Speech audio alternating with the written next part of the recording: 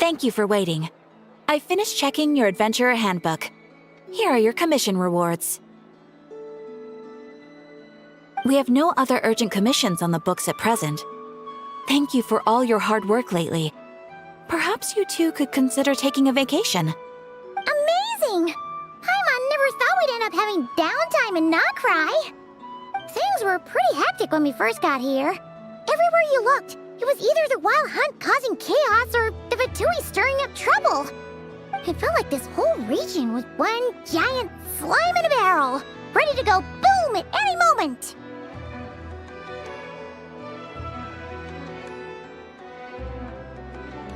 Sure have. Things were looking pretty dicey, but in the end, we managed to turn it around. Whoa! Paimon just got deja vu! Oh, that's right.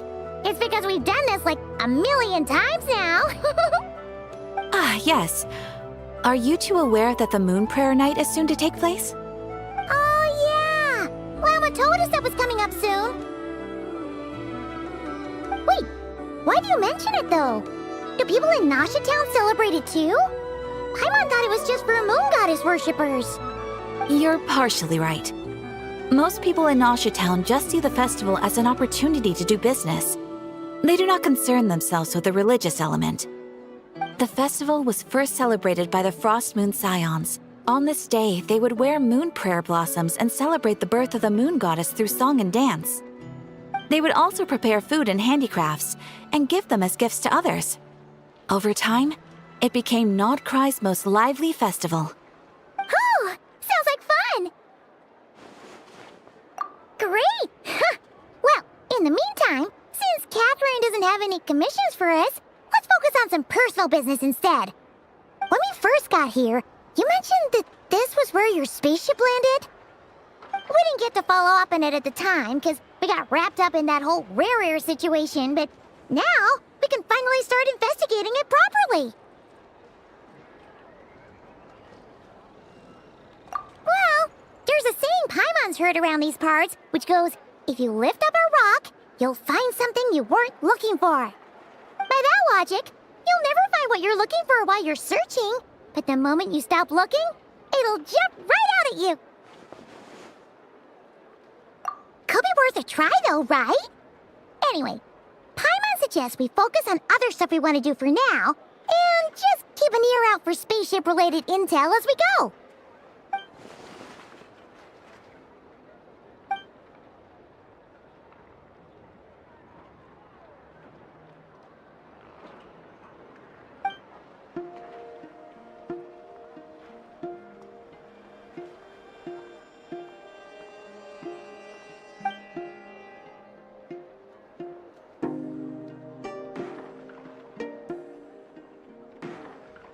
What's wrong? You look super serious all of a sudden. Huh? Paimon gets why you'd be concerned about Columbina, but what does the doctor have to do with anything?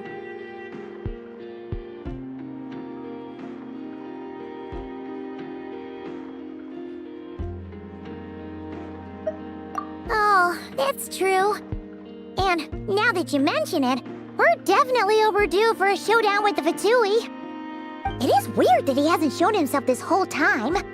What could he be up to?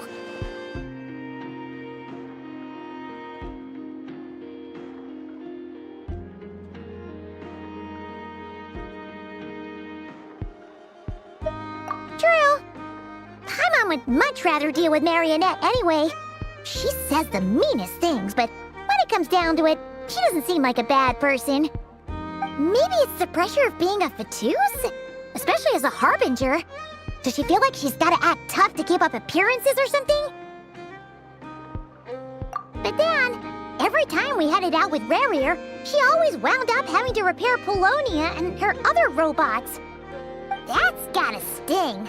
Losing face always hurts more for people who care a lot about their image. She's probably still furious about it.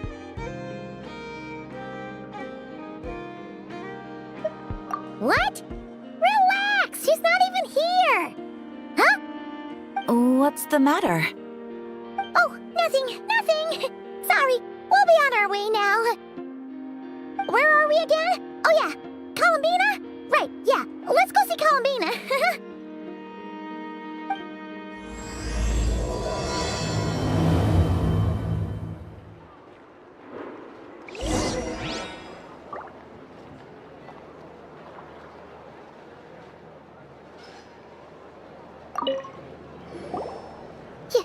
You won't snitch on us, will you? I'm not entirely sure what you're talking about. But rest assured, I protect client and adventurer confidentiality as a matter of principle. Phew! That's a relief. Paimon does not want to get an earful from her.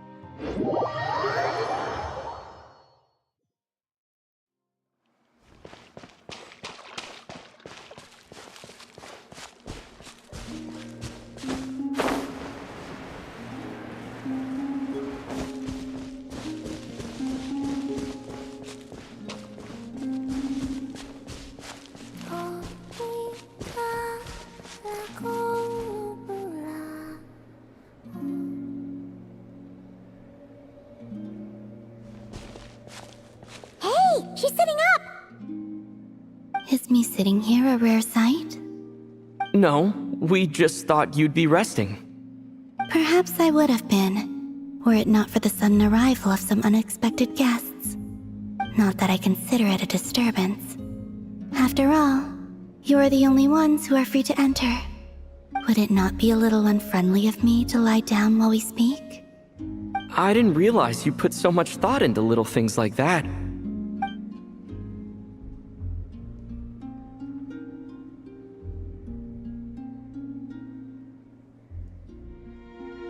Only sometimes. There have been moments lately where I think about you and your companions.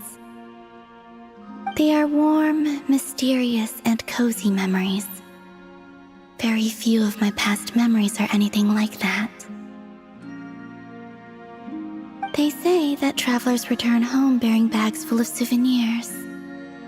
But my luggage was empty, and I believed it would stay that way. Return home? So, you're still planning on returning to the moon? Yes. This planet continues to reject me, reminding me that I do not belong here. If I remain in Teyvat, there will come a day that I disintegrate. And I don't mean reduced to dust, or turned into food for the flowers. I mean, I will cease to exist entirely. Alright then. Well, we're sure gonna miss you. But it sounds like we'll have to say goodbye. How do you intend to return? The moon prayer night is soon to arrive. On that day, the moon will be closest to Teyvat. The Kuvaki in this land will reach its peak at that time. I merely need to grasp the tide, and with relatively little effort. Oh, Paimon gets it! It'll work like a slingshot! You make it sound like she's gonna get blasted up to the moon. If I did that, I suspect I would crash into the false sky. I will be using a much gentler approach. But I do like the analogy. It's fun. You see? She gets Paimon's sense of humor. In the blink of an eye, the time has come to part ways. It does feel that way, doesn't it? Time seems to fly fastest when you are enjoying it. I have always thought of myself as a wanderer on this earth, and it has never expressed any desire to keep me here. Yet, just as I plan to depart, it tugs at my arm. Is this a gesture of affection? Or is the world mocking me? Oh. Were you hoping I can answer that? Yes. You are a traveler, so you must have a lot of experience in this area. Then, what I would say is, enjoy the moment. That's right! Don't overthink it! Happiness is happiness and joy is joy! The point is to enjoy it, not analyze it! I see. Then what I would say is, even though I am very tired right now, I am still happy. I can't tell from the tone of your voice. Oh, really? You don't think I sound happy? I'm just kidding. I could tell you were in a good mood today from the moment we saw you. Ah, a joke. Albeit not a funny one. Anyway, I assume you're here about you-know-what. Give me your hand. Actually, it's not that. There's something else we wanted to discuss with you. Oh. Then, do you still want to give me your hand? Or not? Sure.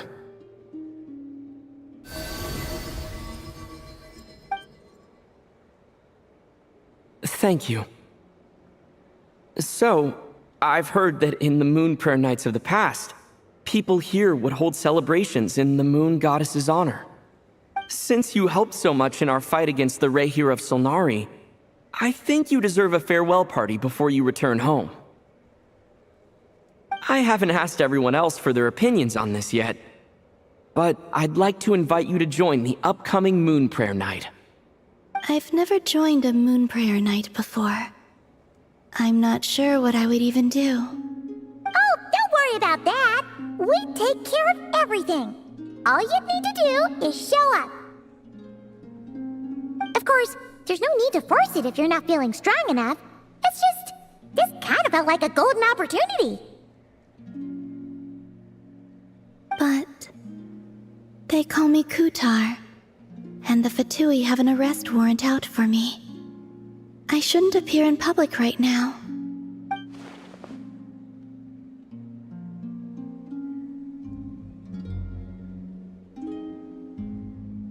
I'll make it work. You have my word. Yeah, we got your back. Well, he does. Paimon's actually not too sure what he's planning. All right, if you're sure. I will not refuse your invitation.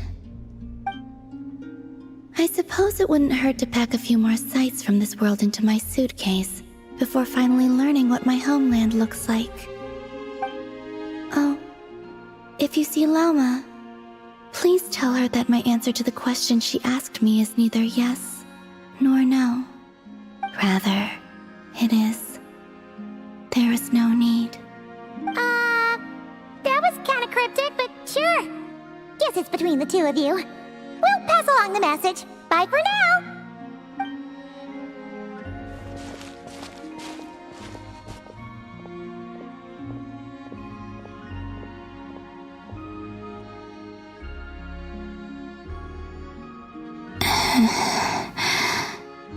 And also, I do not know.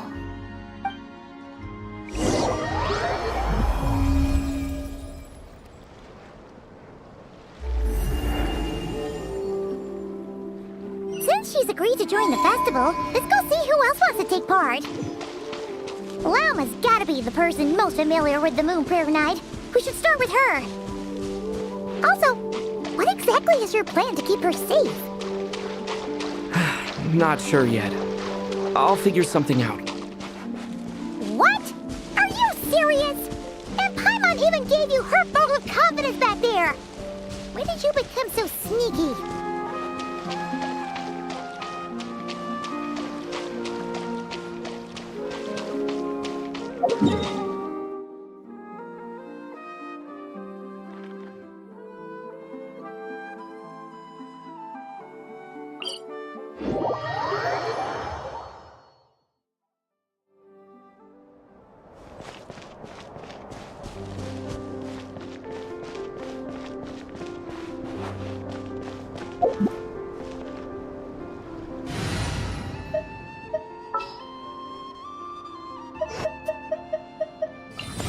Do not be afraid, for I am with you.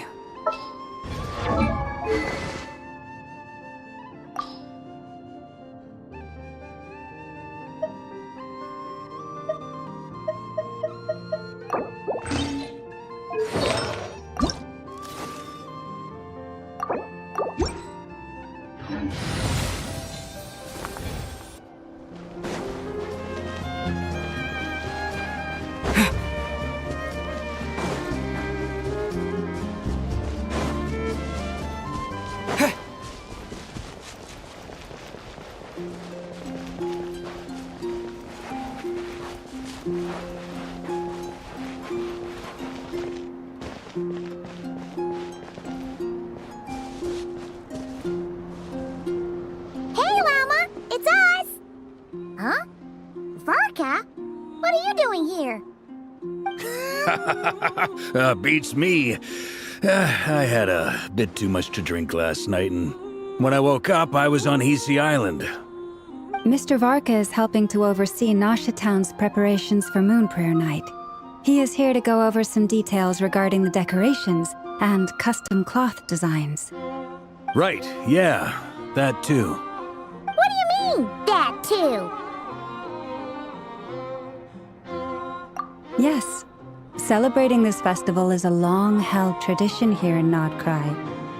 On this day, the crescent moon at the top branches of the verdant crest turns into a full moon, and the moon prayer blossoms bloom with a special radiance. Our people take these to be blessed omens. It's an especially welcome event coming off the back of all that nasty business with Rare. Everyone got put through the ringer recently, and now they're looking to turn their fortunes around. The big shots in town all agree that a big, lively celebration is just what we need to rebuild people's faith in this place. No wonder Catherine said the people weren't so bothered about the religious element. That's right. It's become more of a local custom by this point. The celebrations have little to do with whether the religious stories behind this event are true or not. Even the Frost Moon Scions are eagerly awaiting the coming of Moon Prayer Night, despite now knowing that their past beliefs were founded on a falsehood. That's fair. It's a bit like the lantern ride in Liyue. It's a chance for people to enjoy themselves, not debate the existence of the Adepti.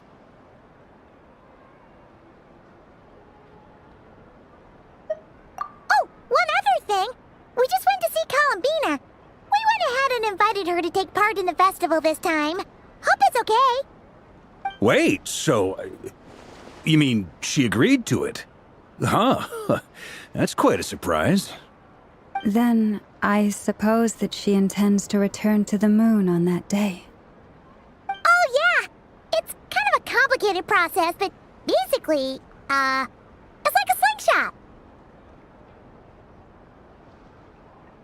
I understand. In truth, I had a feeling that she might make such a decision. Well, if Kuthar has decided to participate in the festival, we should prepare accordingly. Yeah, exactly. She was saying how it could be risky for her to show her face in public. We were wondering if there was any way we could hide her.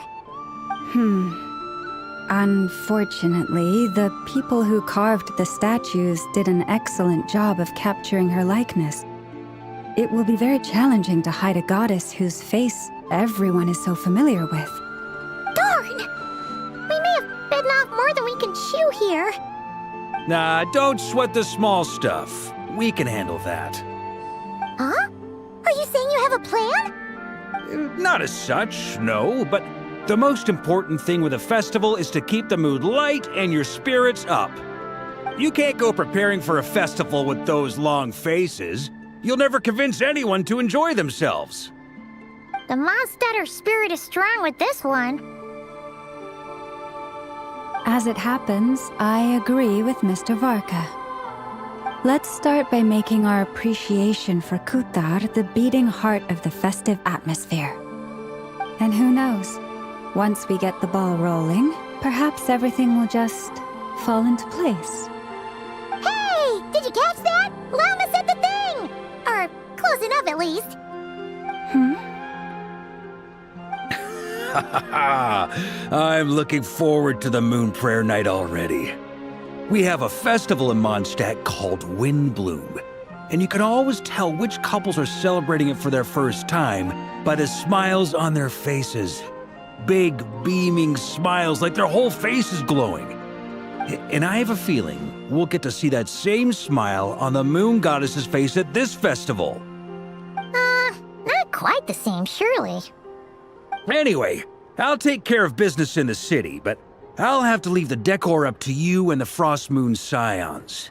No one else can capture that traditional aesthetic quite like you guys.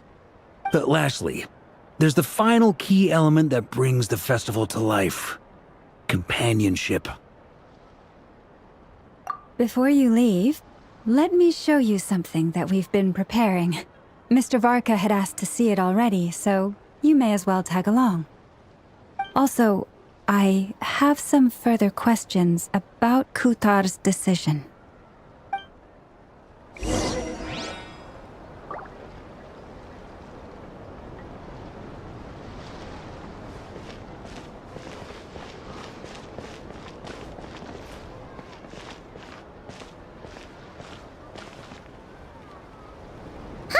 What's this? They sure look like they're having fun. I believe so. Kuhenki seem very skilled at playing drums like these, although I'm not sure where they learned it from. Maybe it's an innate talent? In their eyes, they're probably just playing with toys.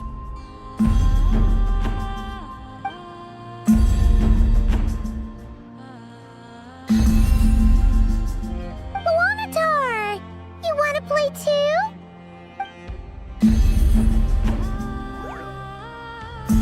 Yeah. She looks more confused than anything. Maybe we can teach her next time if we get the chance.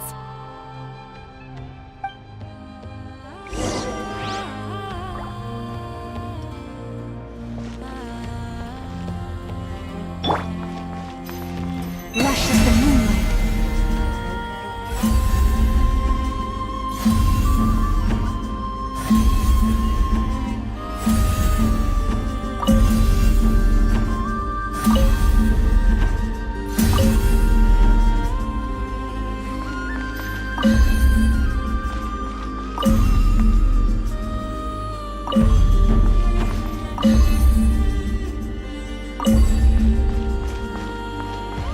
What are these floaty things? Moon veils. We hang them from buildings in the city during the festival. When you look at the sky through them, it creates a lovely misty effect.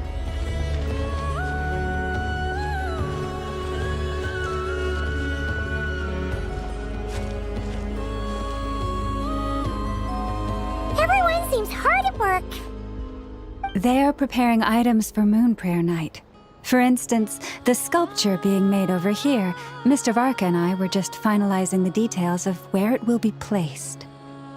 Ah, there she is. I didn't know the finished article would be so large. Not to worry, though. All the necessary arrangements have been made. Just let me know once it's ready, and I'll get some people to ship it over. You have my thanks. And over here, we are preparing a very traditional confection.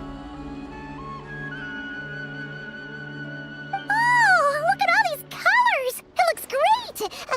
Can Paimon try one? Of course.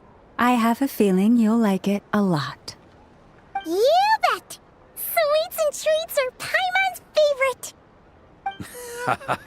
If you included those in the Feast of the Moon, I bet Paimon would have joined the Frost Moon Scions by now. There will also be verdant crests like this present in Nasha Town during the festival.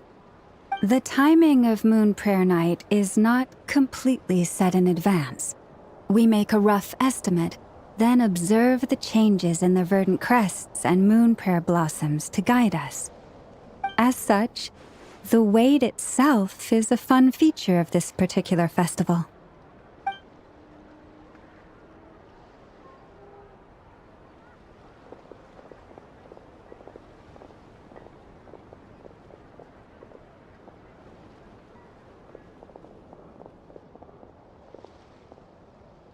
Let's talk here.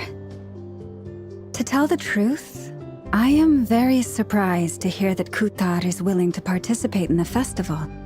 I once asked her if she'd be willing to stay with the Frost Moon Scions. I could introduce her to everyone, and we could be a family to one another. She did not answer, but she has not appeared here since. I took this to mean her answer was no, but if that were the case, she would not have accepted this invitation.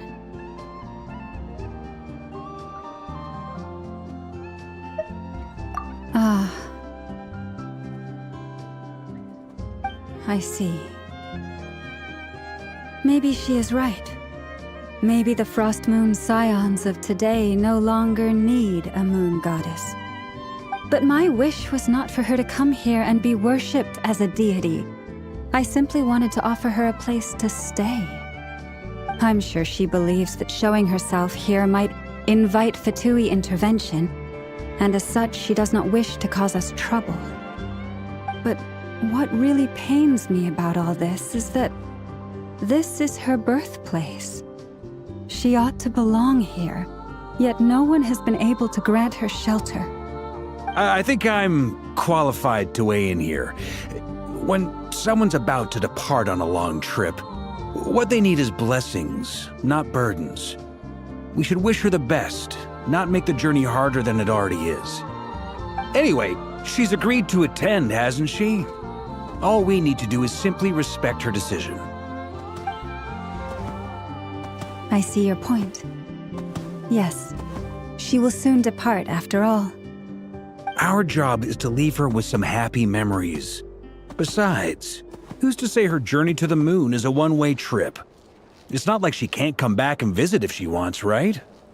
Paimon agrees wholeheartedly. Festivals are all about having fun, so let's keep it simple. All right, I'm gonna head back to Nausea Town soon. Want to come with? I'm guessing you have some other folks to visit there. Sure thing, let's go! Bye for now, Wilma! Thank you all. Goodbye.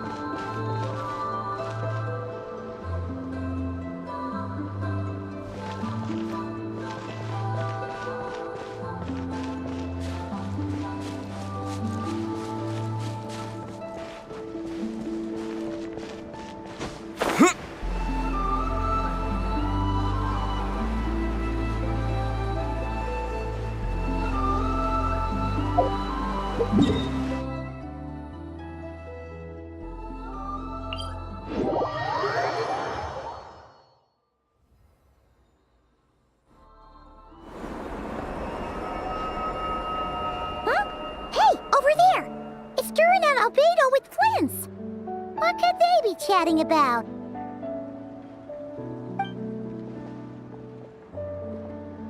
Your guess is as good as mine. Ah, Grand Master, and the Traveler and Paimon. Hello there. It's been a while. Perfect. We have some new volunteers for our investigation. Wait, let me guess. The righteous Lightkeepers are finally ready to hunt down the Abyssal Dragon? Haha. Yes, that too. Yeah, right! Oh, wait! Why does everyone keep saying that too? Well, to be precise, the facts match, but not the causality. Wait, so I guessed right?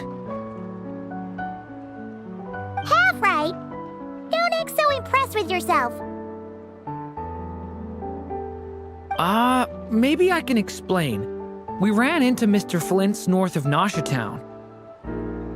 At that time, we just noticed a few abyssal creatures out in the wild, but the strange thing was, I didn't detect any traces of abyssal energy on them at all.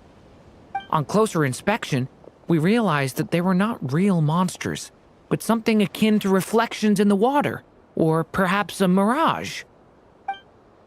Huh? What do you mean? Like, you could see them but not touch them? Exactly. It was very peculiar. They roared and tried to attack us, but we could not make any physical contact with them. I think I've heard of things like that happening in nod-krai before, but I don't know much about it. Yes, it's a known phenomenon. Mirage-like illusions tend to appear in nod-krai in the run-up to Moon Prayer Night. From a distance, they appear quite real. I myself thought that Misters Durin and Albedo were locked in battle with abyssal monsters when I first arrived. But after sharing intel and investigating a little further, we can confirm that these illusions are harmless. There is no great cause for concern. All the mirage stories I've heard are either animals, rocks, or small houses. Abyssal monsters, though? That's a first. It's a first for me, too. So I'm planning to look into it further just to be on the safe side. I intend to inspect a few more locations. What about you two? Any plans? Alice contacted me a few days ago. She'd like me and Durin to assist her with an experiment. But we lost contact shortly after receiving the message. I'm sure that comes as no surprise to anyone familiar with her. We don't know when the wind will blow, yet when the wind blows, we will know. That, in a nutshell, describes how Alice operates. Yeah, that tracks. Okay. Well, I suggest we investigate this mirage business in the meantime. It's piqued my curiosity, and I'm pretty sure I know someone who will already be 10 steps ahead of us. Well said. Right? Whatever's happening in nod-krai, she always seems to be the first one to know. Let's go see what she knows. We can invite her and her staff to the festival while we're at it.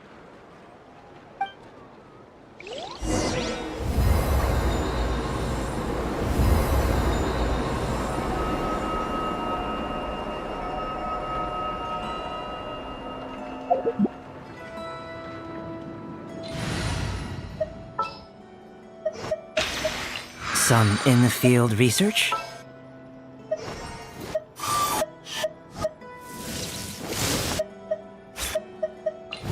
I'll be right behind you. A pleasure to fight by your side.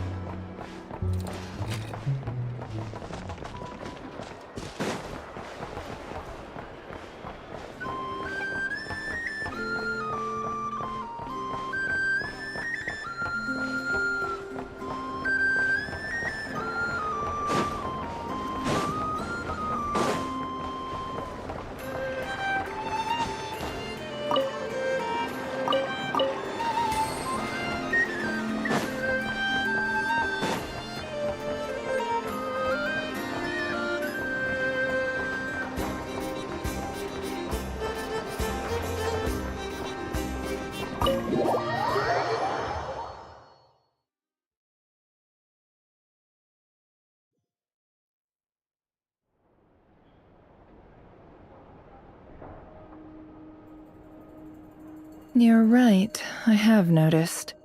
There's certainly something a little fishy about this situation. Only a little, though. Records indicate that this phenomenon can occur in the days before and following Moon Prayer Night. That said, it has always been a rare sight in the past. The odds of encountering these phantoms are similar to looking up in the night sky, happening to see a shooting star, and managing to make a wish before it disappears. But this time, either everyone's getting lucky, or they're appearing far more frequently than usual. Yehoda's out gathering intel as we speak. In the meantime, let me check off some points of interest. First, the Abyss. The ones we saw seem to be abyssal monsters. Indeed. But we have identified one location where many more of them have made an appearance. And not just monsters, but human phantoms too. Given the scale and nature of the phantoms, it's almost as if someone's last memories are coming to life. Or perhaps the memories of multiple people. Oh.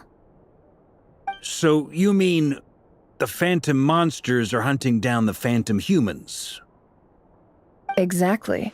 The phantoms can interact with each other, but we have no means of intervening. In addition, some of the human phantoms would seem to be from the very distant past. This is clear both from the clothing they wear and the stories they tell. They claim to be from Hyperborea, a name which I've heard from Lauma before. If this is true, it means they must be from 6,000 years ago. Did Paimon hear that right? 6,000 years? It sounds like this merits further exploration. That'd be a big help. I'll leave it with you, Albedo. My knowledge of ancient history is non-existent. I used to doze off every time the pre-Knights of Favonius era came up in class.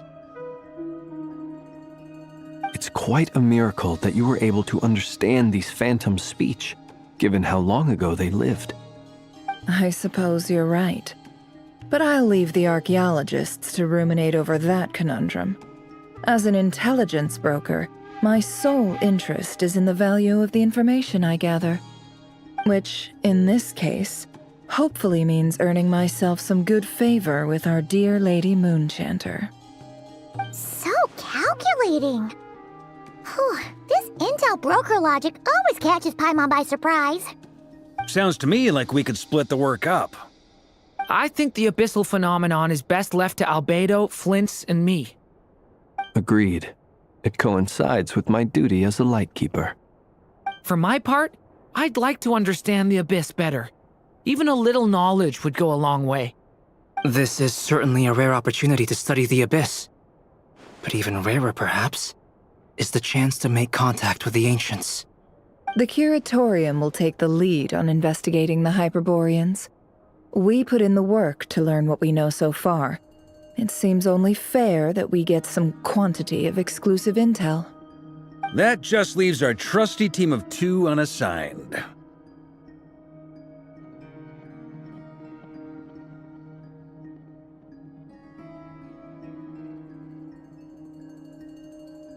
Since you became an honorary knight, of course.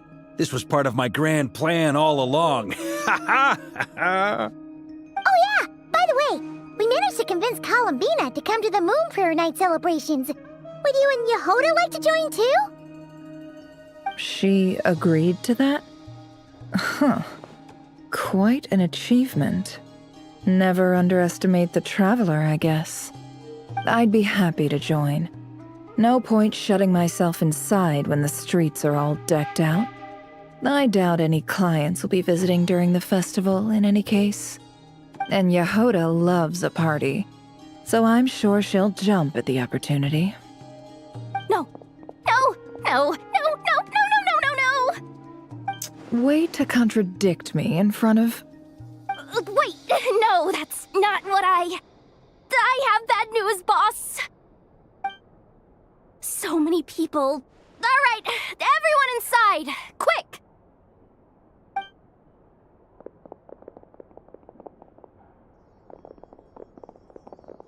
This is gonna sound crazy, but hear me out. I saw one of those phantoms at Star Sand Shoal, and it was some sort of flying ship. Like a spaceship? That's gotta be the one you came to Teyvat in. You said you saw the same thing through the moon marrow, right? Huh? You already know about it? Ugh, I thought I was gonna blow people's minds. Turns out I'm the last to find out. Wait. Back up. You came here in a spaceship? Now my mind is blown! What's it like on the inside? Was it like flying through space? I want to know everything! Yep, exactly. Huge discovery. You're the best. Second best intel broker in the world. After your boss, of course. Wow. Really? Well, I don't know if I'm all that, but... I guess that decides where we're heading next. Come on, don't look at me like that. I know the spaceship doesn't have anything to do with me, but you don't want to leave me as the only one twiddling my thumbs, do you? Please? Fair enough. You can tag along. In that case, let's meet back here to discuss our findings once we're done. I wish everyone a productive investigation. You too.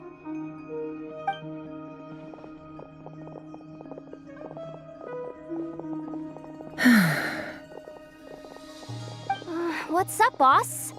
Aren't we gonna head out? Tell me, Yehuda, when did the curatorium start giving out intel for free? Oh, sorry, boss.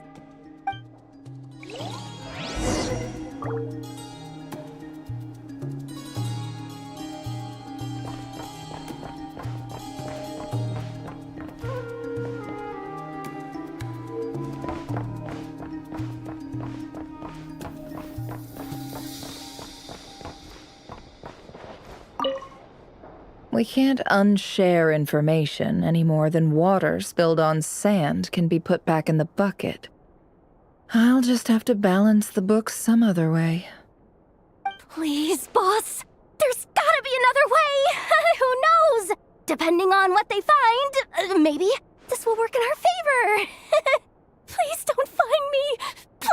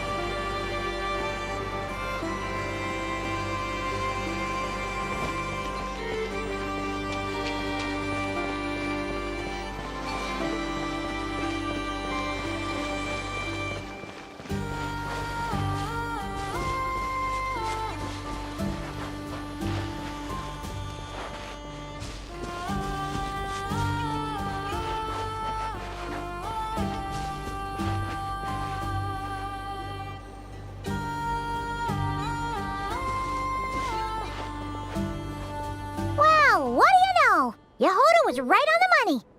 This phantom really is your spaceship. But that's so weird. Why would it show up here? Is it some kind of projection? Or a ghost? Like, maybe it no longer exists, but somehow it left an afterimage? Ah, you're already here. Miss Lauma, what a surprise. I thought you were busy with festival preparations. I was, until one of our people informed me that a strange sight had appeared at Starsand Shoal. No one's ever seen something quite like this before. I thought I should see it for myself. Same here. Oh, so we heard that these things appear around the festival period. Any idea why that is? Unfortunately not. We have very limited information about them, since they can't be interacted with. And no human phantoms have ever made an appearance before now. The most we've been able to deduce is that these sightings appear to be connected to the increase in Kuvaki energy around this time.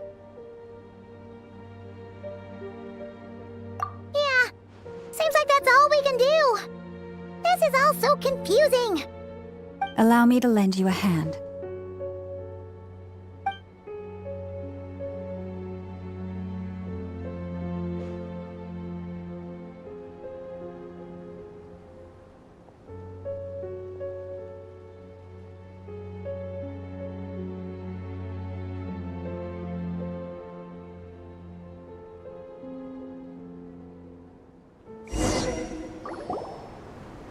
Everyone, our friend here should be able to provide us with some information. Is that a phantom rhymehorn deer? I've heard about how the Frost Moon Scions live in harmony with the animals and can even communicate with them. That's coming in handy now, for sure. Okay. Yes, I understand. Then how about this?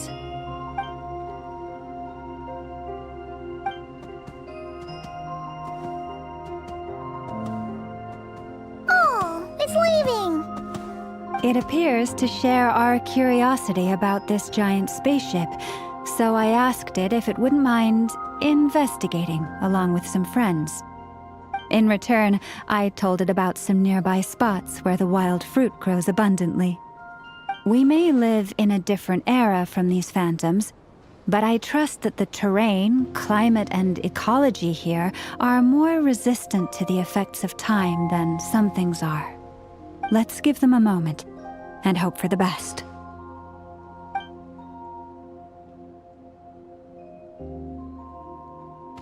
All back together? Must have been a lot of fruit. Indeed. Now let me ask them some questions.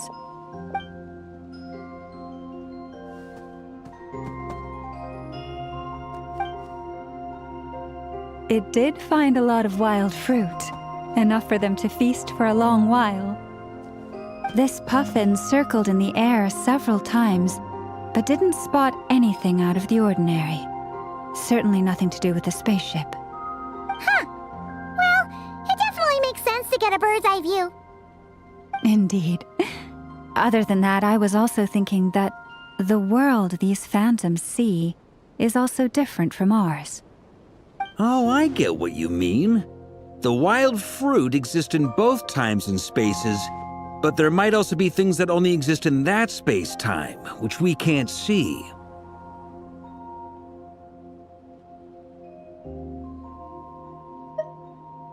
Good point. Great thinking, Lauma. Blunthorn rhinos can use Kuvaki to shift great rocks, but this one says it couldn't get that ship to budge by even an inch. The sniffer mole tried too, but despite being a skilled digger, it could not get through. They say that the spaceship looks robust and undamaged. It seems completely impervious to any and all attacks. Whatever lies within is well defended from harm. So, just like us humans, there was nothing they could do about this spaceship either. Yes. Still, they deserve our thanks. We are grateful for all your efforts, dear friends. Now go, and enjoy your feast. I've noticed some other human phantoms gathered nearby. Come on, let's go talk to them.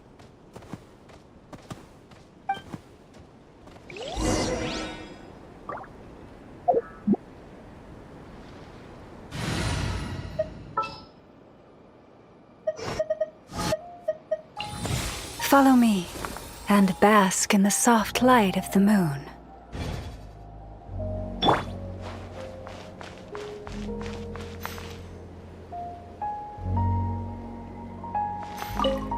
Those illusions and those people. It's all a little creepy, don't you think?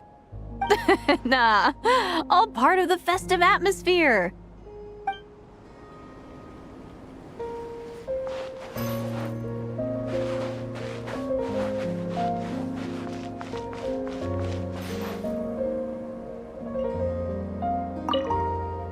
Have you ever seen anything like this?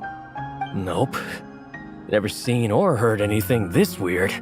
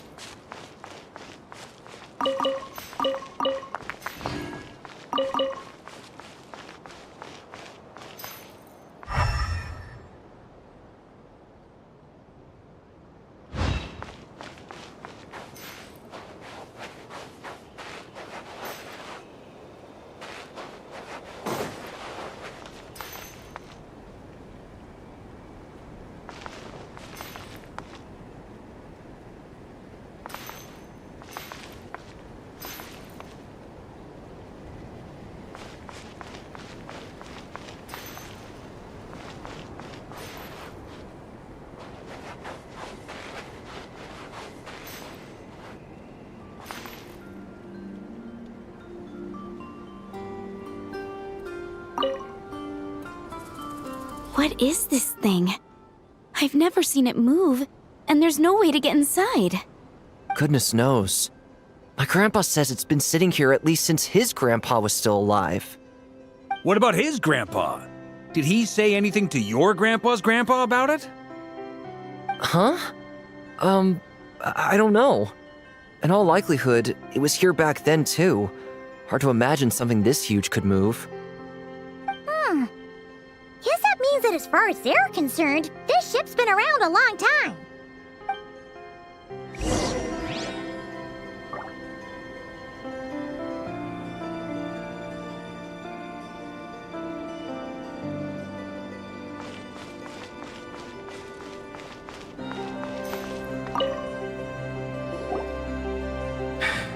Come on, brothers. If we can get even a small chunk off of this thing, it's gotta be worth a fortune. Today is the day we strike it rich. Huh? You mean Paimon? Yes, brother, I shall join you. Let's make our fortune. We should go with them. What the? This thing is crazy tough. I can't even scratch it. What's it made of? Sorry, brother. Looks like we'll have to seek our fortunes elsewhere. Enjoying yourself? I was just seeing if I could influence this phantom's perception by playing. But nope, no dice.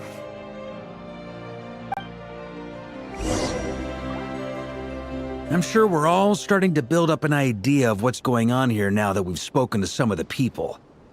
These phantoms are reenacting real historical events in nod-krai.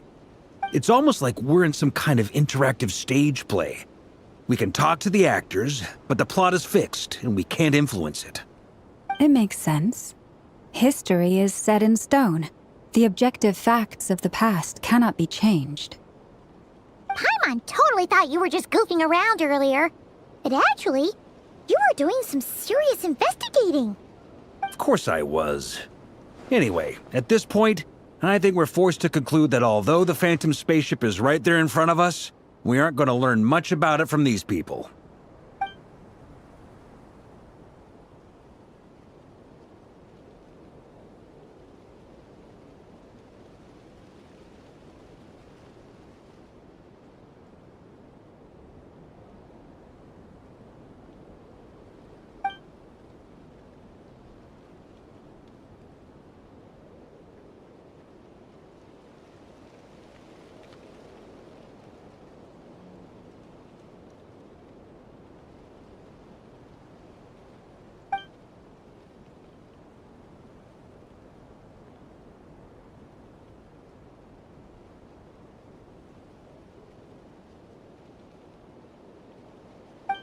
Don't be discouraged. If nothing else, this is proof of the ship's existence. And think about it. So many people tried to hack their way inside, but no one could get the door open. It's made of very tough material. To me, that says that we'll either find the ship itself or the story behind it. It's just a matter of time. Huh.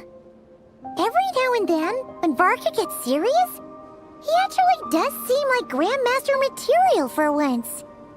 I wonder how the others are doing. Let's head back for now. Sounds good. Also, drinks are on me if Team Knights of Favonius is the first to finish. Wait, we have a team name now? Am I in Team Knights of Favonius as well? You're very welcome to join. We've even got a cathedral ready for you. Isn't that technically blasphemy? You wouldn't dare make a joke like that if Barbados was in earshot. Nah, I'm sure Barbados doesn't mind a little harmless blasphemy once in a while.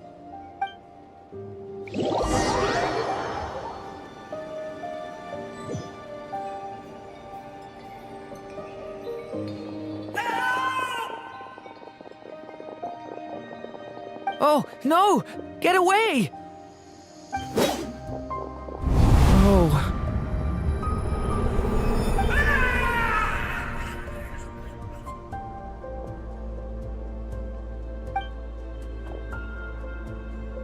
I know it's hard to stomach, Mr. Duran. But as I'm sure you've noticed, there is nothing we can do to intervene in that which unfolds before us. But we have to at least try. And try you have. But are you aware of how many unsuccessful attempts you've made now? I wasn't keeping count. I'm afraid this is the 39th failure so far. Or the 5th if we're only counting this particular victim. There are no indications that these phantoms may be altered in any way. You seem to have calmed down a little. I'll make us a fire. You should rest and have some water. Feeling any better now, Mr. Duran? May I ask a few questions? Be my guest. What exactly are we witnessing here? What happened to those people? My guess would be that we are seeing nod-krai during the Conrian Cataclysm. Would that be accurate? Conria. That is correct. As you know, once the Abyss senses even the tiniest crack, it floods in and spreads like wildfire.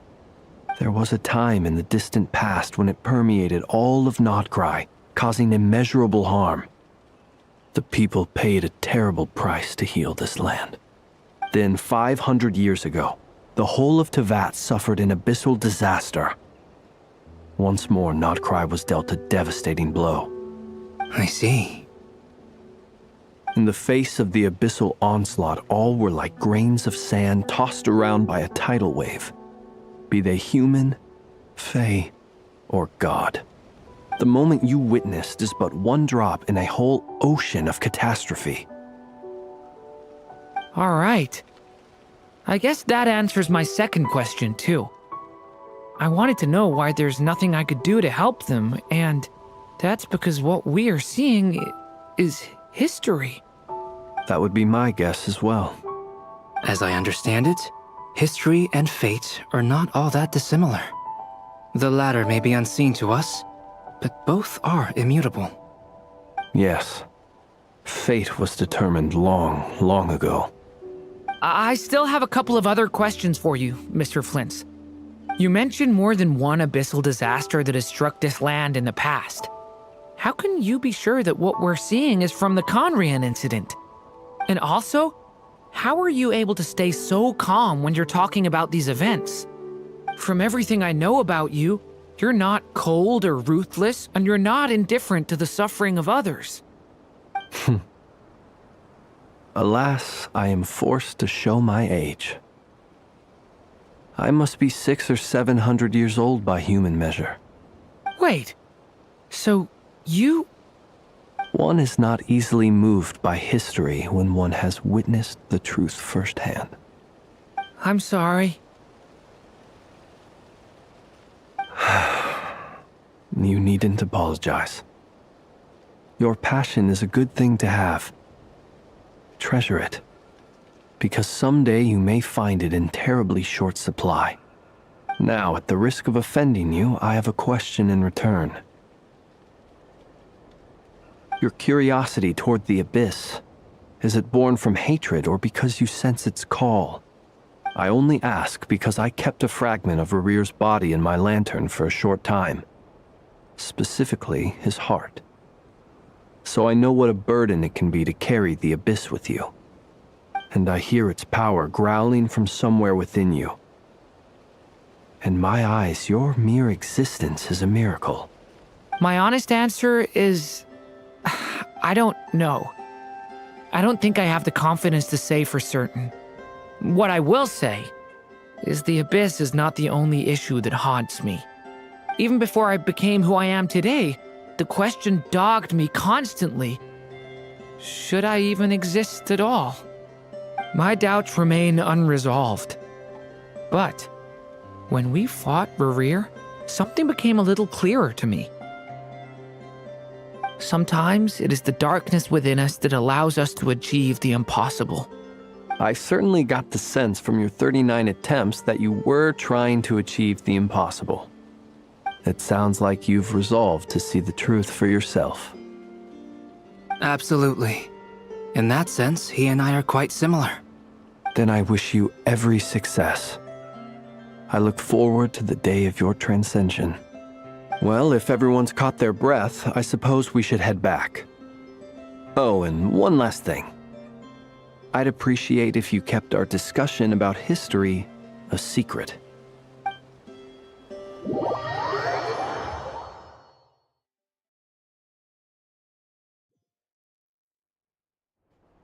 Incredibly, our separate investigations led us all to the same conclusion. Hooray for consensus! Yeah, but we barely learned anything, though. I totally thought this would be the mother lode. Talking with the ancients? I mean, come on! But nope, all we got was useless snippets of conversation. And all this stuff about moons and hyperopia. What a load of baloney. Seems like people back then had a few screws loose. I understand your frustration. We found the same issue. Each phantom only showed a very brief moment in time. There isn't much value to be found in these miscellaneous fragments of a civilization's history, no matter how glorious it may have been.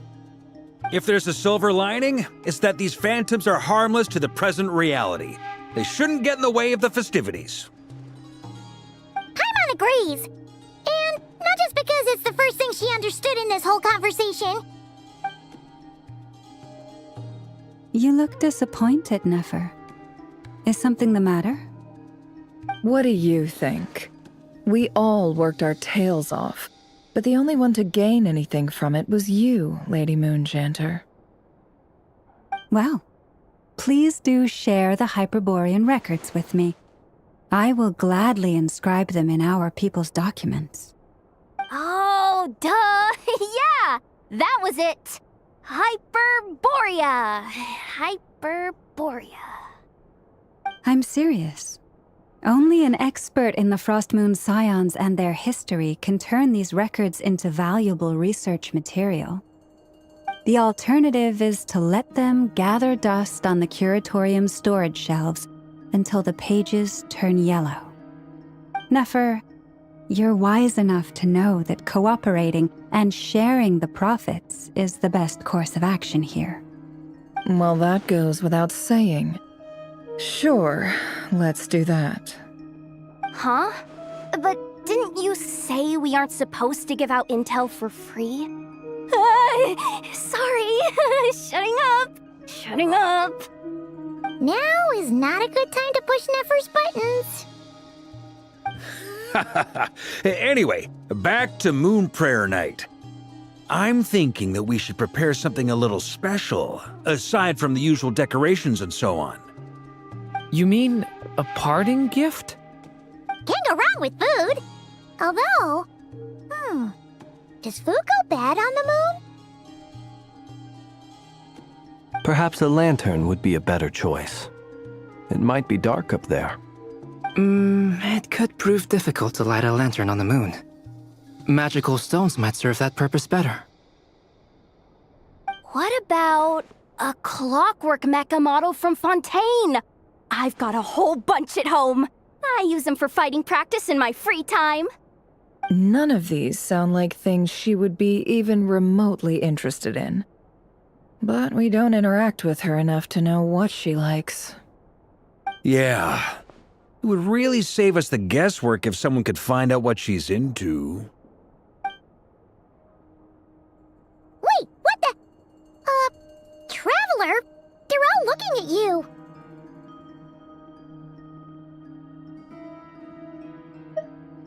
Great! Haha, problem solved. Now, I need to stop by Dory's. Gonna need her help sourcing a bunch of stuff for the festival. Then let's leave it there for now. We all have our own business to attend to. Traveler, if you find out what Kutar likes, let us know right away.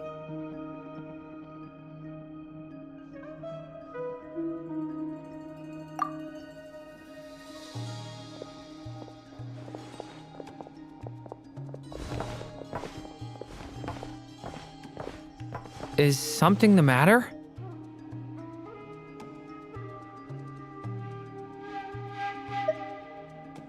I'm fine. It's just... I'm still feeling a little rattled after witnessing the horrors of the Abyss. But it's okay. This is something I have to work through. I'll be all right. Thanks for your concern. Well, don't put too much pressure on yourself. If you ever feel like something's wrong, physically or mentally, we're here to talk.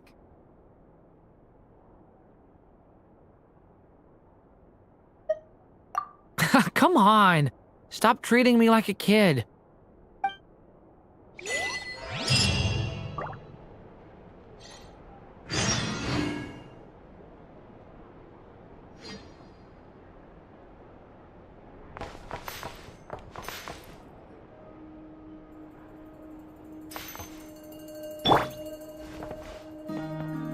Which is why we need a lantern guaranteed to work on the moon. Yes, I have a few ideas, but the lantern itself is the easy part. The real issue is how little we know about the lunar environment. Wait, you two are serious about this? Let's just say I'm intrigued by these shining magical stones that Mr. Albedo has mentioned.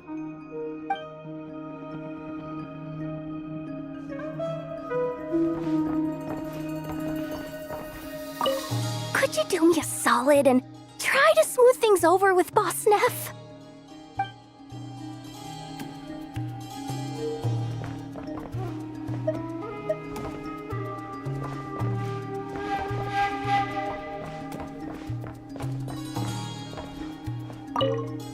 Miss Lauma, would you accompany me into town?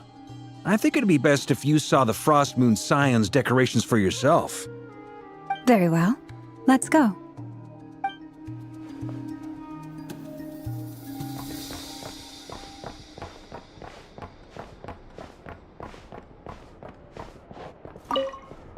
You should get going. It's important that we ascertain what Kutar likes.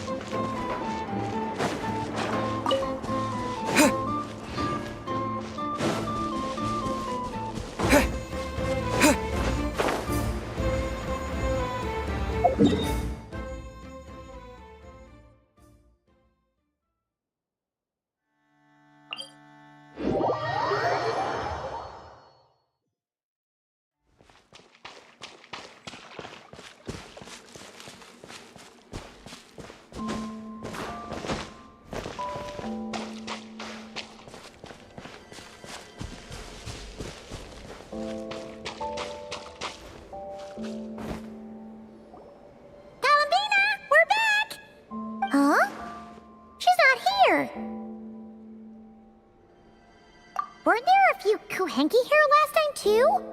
Where did they all go? Walkies? For Kuhenki? You're not pets, you know. Oh, well. Looks like we just came at a bad time. Let's try again tomorrow. There's still a few days until Moon Prayer Night, so we're in no rush. Besides, she needs time to rest anyway.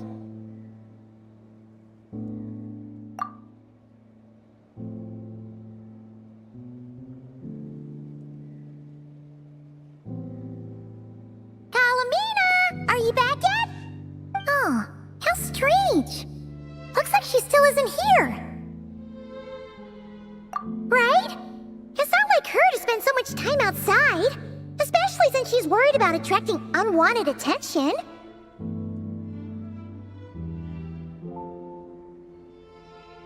What about Luonatar? Luonatar, you there? Hey! Do you know where Kalambina went? Sorry, didn't understand. But if you know where she is, could you take us to her?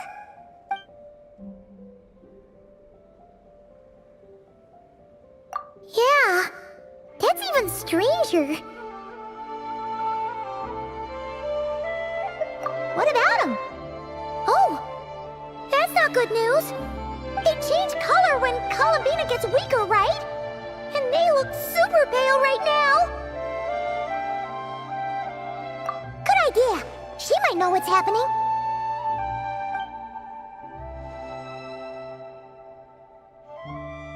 Mama! Ah, it's you. How is Kutar? Is she okay?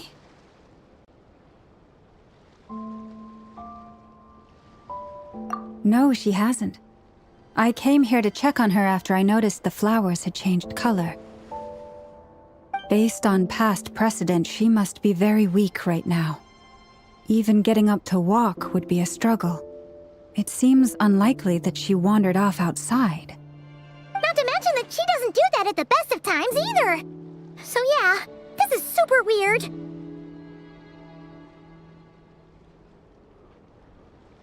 No. Very few people are in the know about Kutar's whereabouts. And if anyone suspicious had visited, they'd have left some sort of evidence. Come on, let's go to Nasha Town. If anyone has seen her, someone there will know about it. It's nod-krai's information hub after all. Makes sense. Let's go!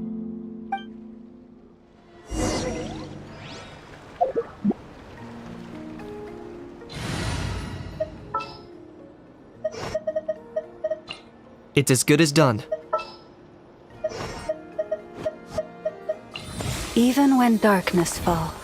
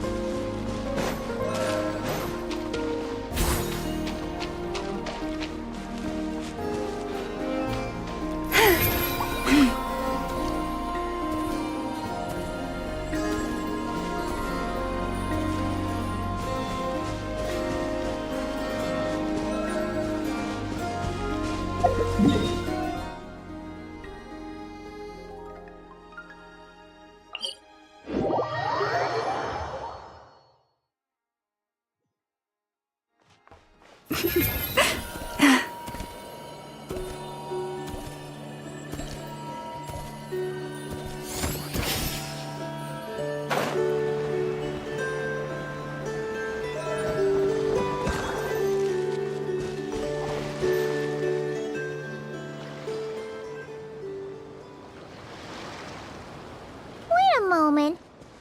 Is it just Paimon, or is this stall kind of suspicious? It's never been here before, right? No, I don't recognize it.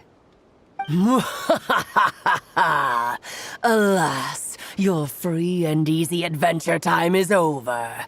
Now, prepare to face the final boss of nod-krai. Whoa! Where'd that voice come from? Not sure, but it's definitely hostile. No, not that way. The final boss is right here. The sniffer mole? That's the final boss? Surely not. Also... Okay, the jig is up. I'll stop teasing you. Turn around. I'm right behind you. It seems I've managed to leave quite an indelible impression, even though you've never seen my face. Oh, nothing could make a great mage more pleased with herself.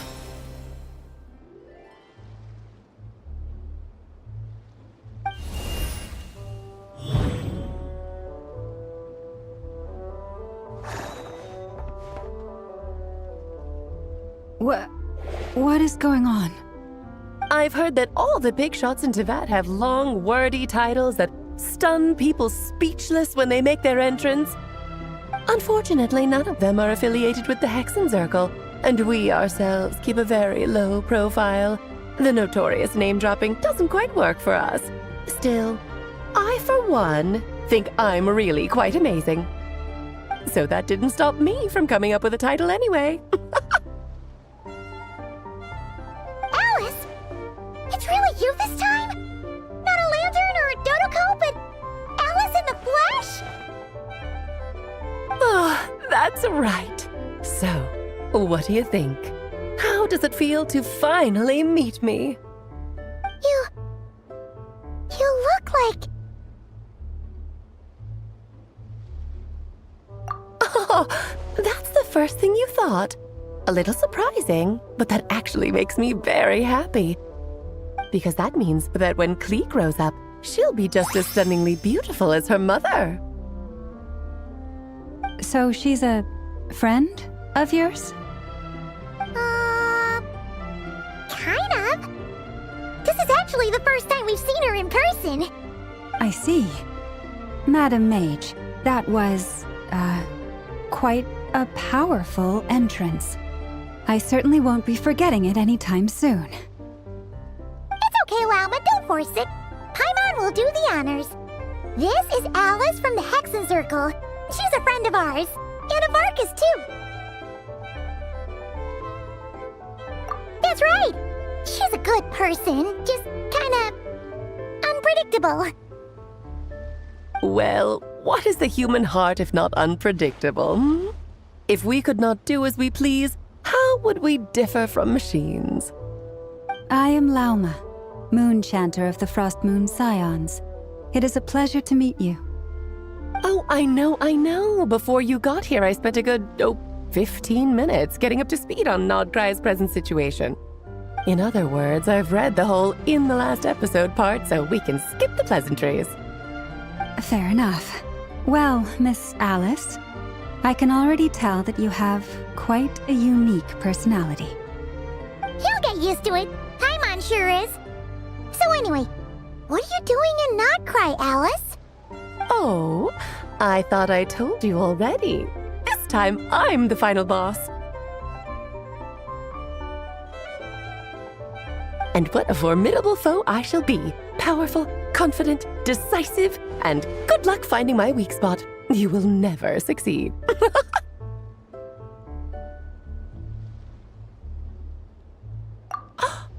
Oh, drat! My one weakness, and you found it in an instant. Fate has been dealt a devastating blow. Thus falls the great Dodo King. Why are you playing along with this nonsense? For funsies, of course.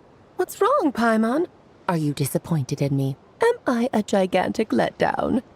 No, it's just... you seem like a busy lady.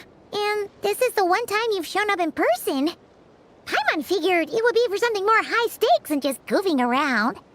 You're quite right. I'm here in nod-krai because something big happened.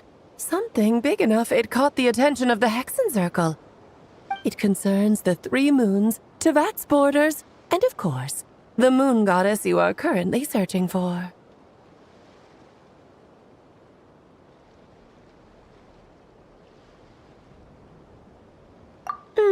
Kind of.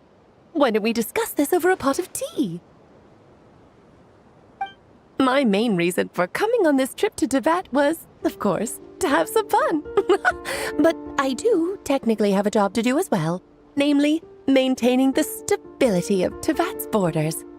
I'll skip over the complicated parts, but to sum it up, abyssal energies are all that lie beyond Teyvat's border. We'd find ourselves in a real pickle if they ever made it through. And the phantoms you've been seeing are a sign that the border has been disturbed. No wonder they tend to show up around Moon Prayer Night. Is it because the real moon is now so close to us that its power can cross the border? In part, but only a negligible amount passes through. Just enough to influence the verdant crests and so on. And as you've noticed, there has been an unprecedented number of phantoms appearing this year. The influence of the moon beyond the border cannot explain this. No, there is another far greater factor at play. The trilunar syzygy. A trilunar syzygy? Eons ago, before the heavenly principles came to Teyvat, it was the then 3 moon goddesses who controlled the laws of this world.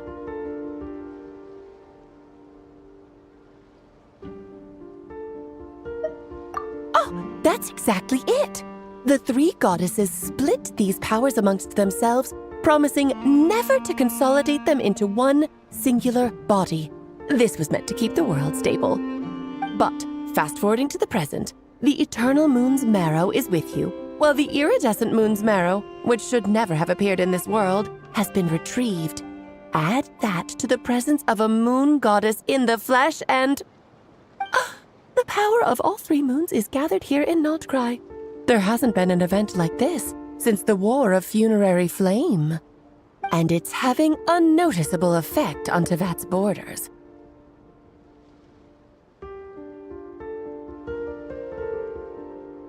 Because I wish to give my darling daughter a peaceful, sunny environment to grow up in. Is that a good enough reason? Kinda sounds like you're dodging the question, but it does make sense. Well, that's one reason anyway, and the most important one. The others are a little complicated to explain. For instance, cleaning up after dearest Miss R.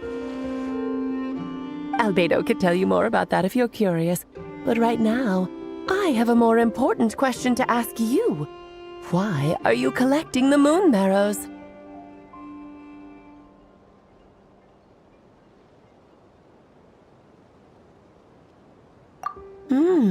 I see. Nicole told me about that legend once. Nicole? You mean Mage Anne? Oh, so you remember. Yes, of course. That was a story about fate, her area of expertise. But back to the story of our dear moon goddess. I'm afraid her intended method of returning to the moon is unlikely to work anymore. What does that mean? She may be missing, but she hasn't gone anywhere. She has disappeared.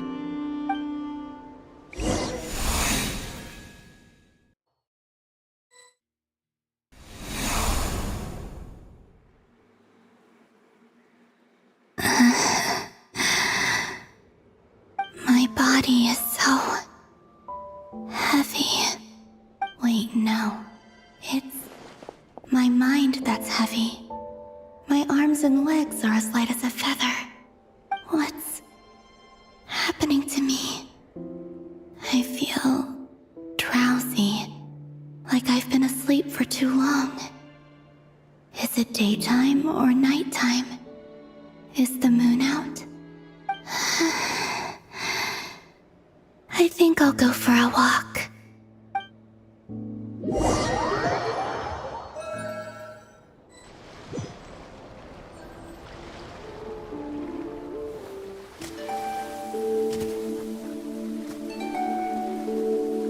Are you out for a walk too? Huh?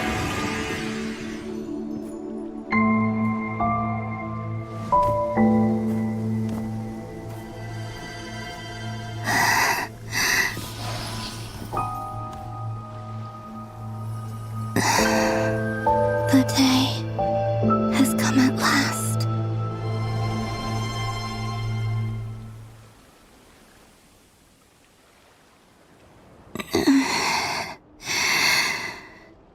Have I grown so weak that I can't even sustain my physical form?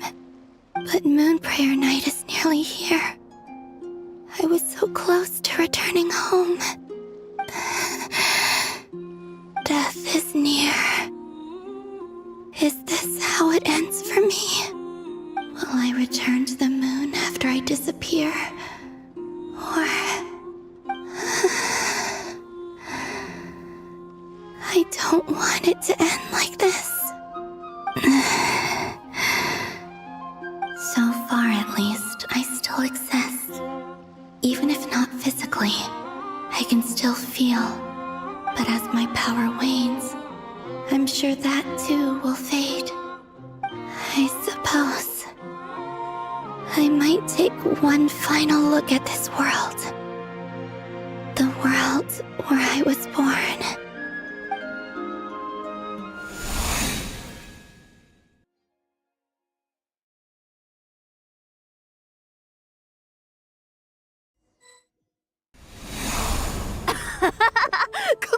Come on! Wait for me! The Frost Moon Enclave. How much it has changed since I was born. These decorations, they're so heavy. It's times like this when you kind of wish men could be priestesses and acolytes. How fascinating. I've never had the chance to be privy to people's private lives in this way. In the past, people would get so solemn and serious the moment I showed my face, like they were frozen stiff. Karina, Lametti, it's time to eat. Coming! I want to watch them a little longer.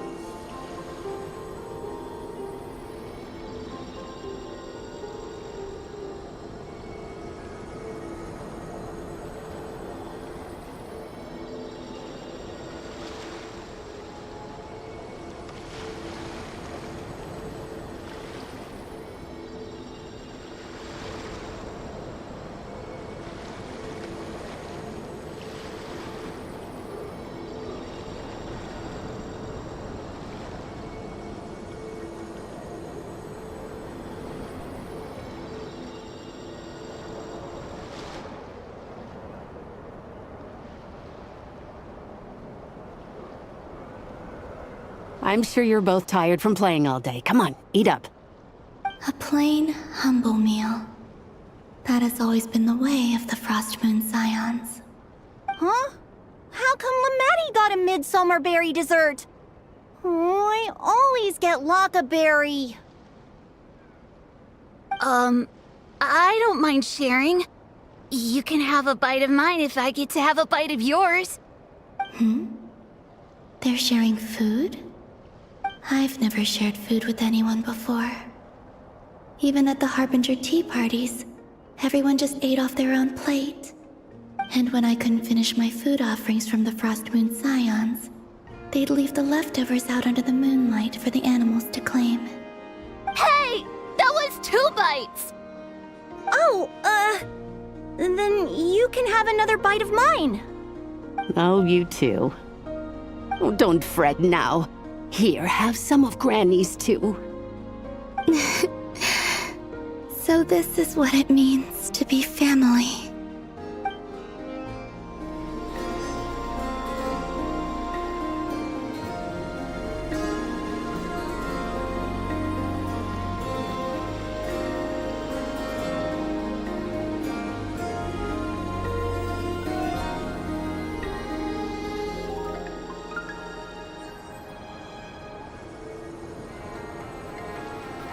So just fill these balloons with air, right? Yep. Try a couple now to test things out. The rest can wait till Moon Prayer night. Think fast. Rita! Teasing an acolyte of the Frost Moon Scions? Surely that's a punishable offense. Take this!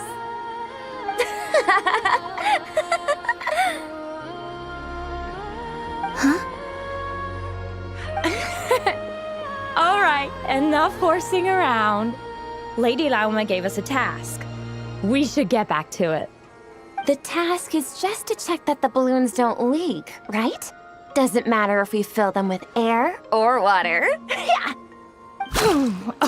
Okay, you got me there. And you got me there. But still, we can't use all the balloons before the festival even starts. We won't use all of them. And as long as Lady Lauma's trusted acolyte doesn't snitch, this can stay as a little secret between friends. A couple more can't do any harm, right? Oh, you menace. Then, think fast! Is pumping a balloon full of water really so much fun?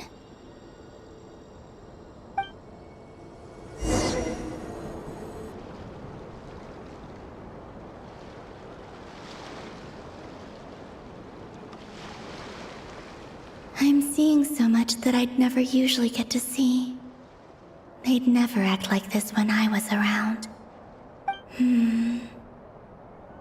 It's nice, being able to just watch people in peace in these final moments. What a rare opportunity. I think I'll go take a look around Nasha Town, too. Maybe the Traveler will be there.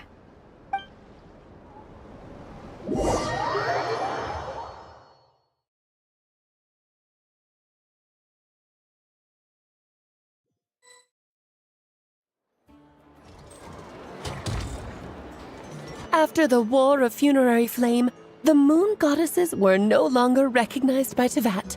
They lost the whole foundation for their existence. That's why the Moon Goddess's strength is fading. She cannot withstand the world's rejection of her.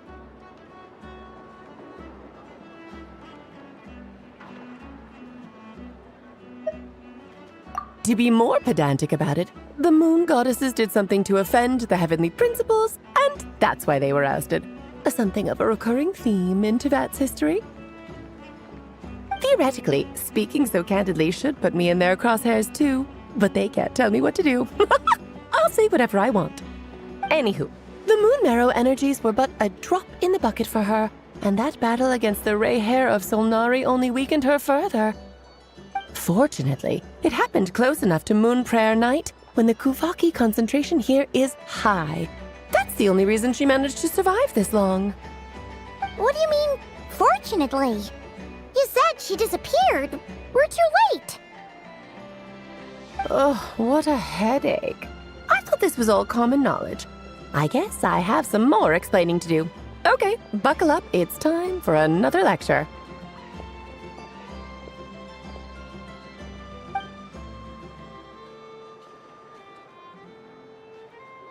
Now, I said earlier that the moon goddesses lost the foundation for their existence.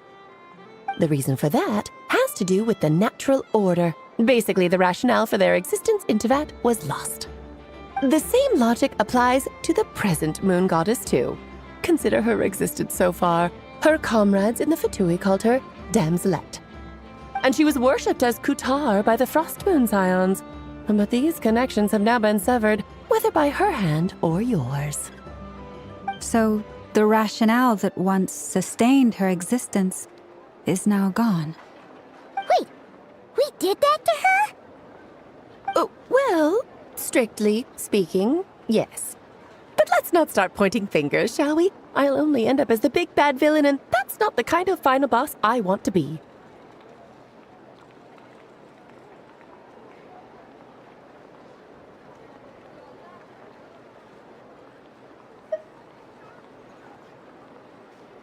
Of course I do. I'm only the greatest mage in the whole entire world. Now, if you wish to find your moon goddess, there are two problems we need to solve. Firstly, we'll need to strengthen the connection between her and Teyvat, at least enough to sustain her until Moon Prayer Night. Strengthen her connection? But does that mean I'll have to rally all the Frost Moon faithful behind this? I'm afraid a bygone faith and a former home won't be of any help to her now. Do you know her name? Her name? Oh, yes. Names are very important things. A name is a fundamental concept that anchors one's entire existence. Then your first job is to find it. As a moon goddess, I'm sure she must have a name she identifies with. Neither Columbina nor Kutar is her true name, and she's never really accepted either of them. So, finding out her real name is enough to sustain her existence? Yes, I know it sounds like a small step, but every journey begins that way. So for now, that's all we need to focus on. The second problem is with her plan to use the moon marrows to return to the moon. Unfortunately, piercing through the false sky will take an enormous amount of power. Given her current condition, she won't be able to provide anywhere near enough power, even if she recovers her physical form. But no need to fret. Nicole's the expert in this field, and I'm sure she'll figure something out. Wait, Mage N is going to help us out too? That means we've got 2 Hexacircle mages on the case. This is turning into a pretty big deal. Actually, this is more of a side quest for me. Like you said, I'm a busy lady, so I can't stay for too long. I'll have to return to Teyvat's border soon. That's the upside you get for looking out for my little Klee. Hopefully that will incentivize you to carry on keeping her company in the future. Anyway, jokes aside, you'd better get moving. It will take quite a miracle for the moon goddess's consciousness to hold out till Moon Prayer Night. Oh, I suppose I might as well tell you where Nicole is before I leave. Off you go now. Time to meet your new friend. Oh, yes, and a little suggestion. Don't forget to mind your heads. What? I wonder how Durin's doing. I should really go see him before I head back. You really are super busy. I most certainly am. There's so many children I have to keep tabs on just in Mondstadt. Durin, Albedo, Venti, Varka.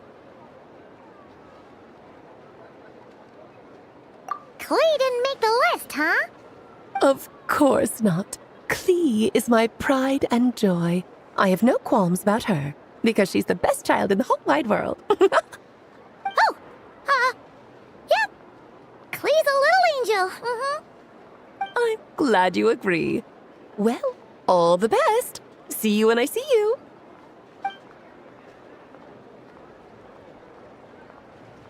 She left in a hurry. Yeah, she didn't pack up her stall. Should we handle it for her?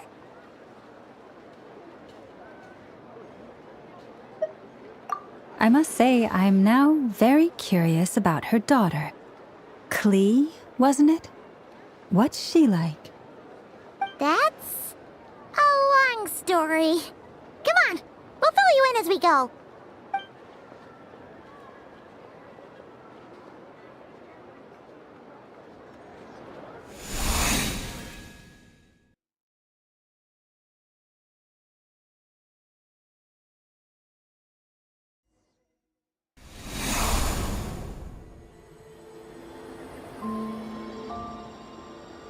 What a lively place. I've never experienced Nasha Town like this before. Hey, you old geezer! Your hammer's rusted through! Who are you calling old geezer?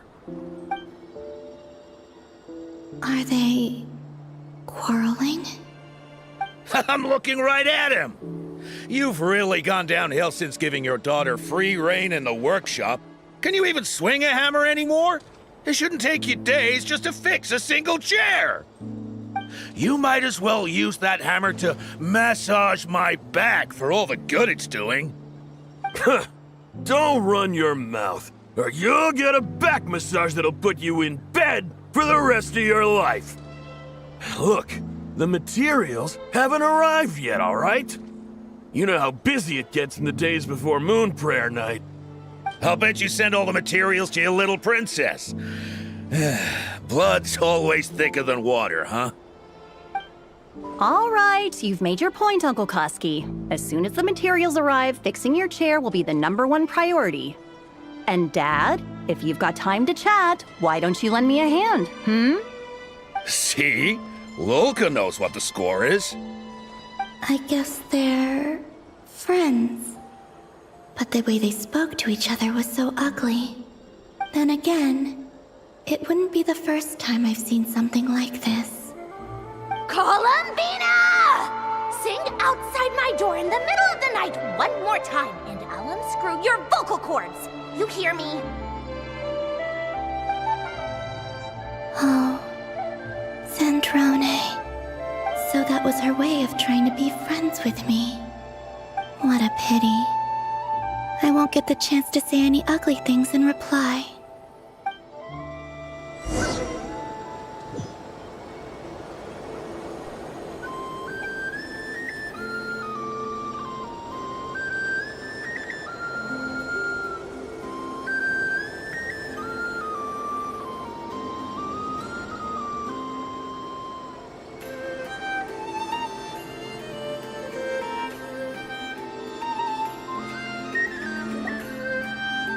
Hey, have you decided what to give her for Moon Prayer Night? I sure have.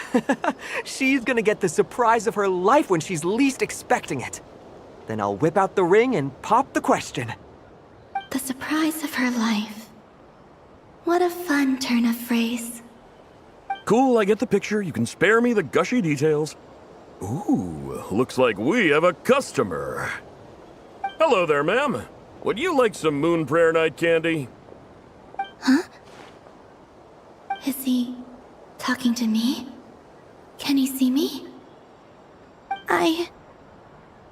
Here you go.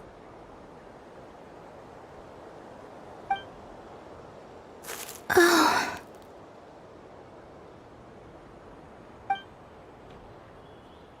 Come back anytime. Right. Now, where were we? I don't know why, but I still held out hope.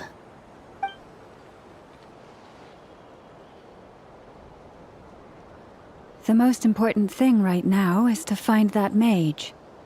This name thing seems super important too, but where do we even start looking? I'd better go pay the Fatui a visit.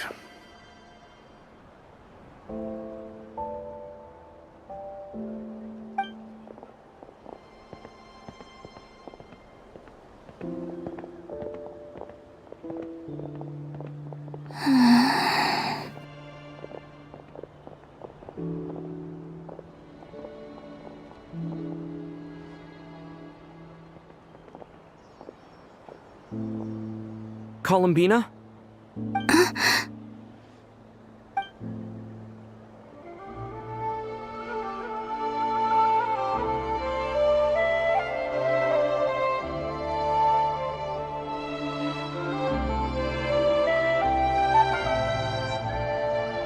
Traveler? Let's go! This is no time to be spacing out!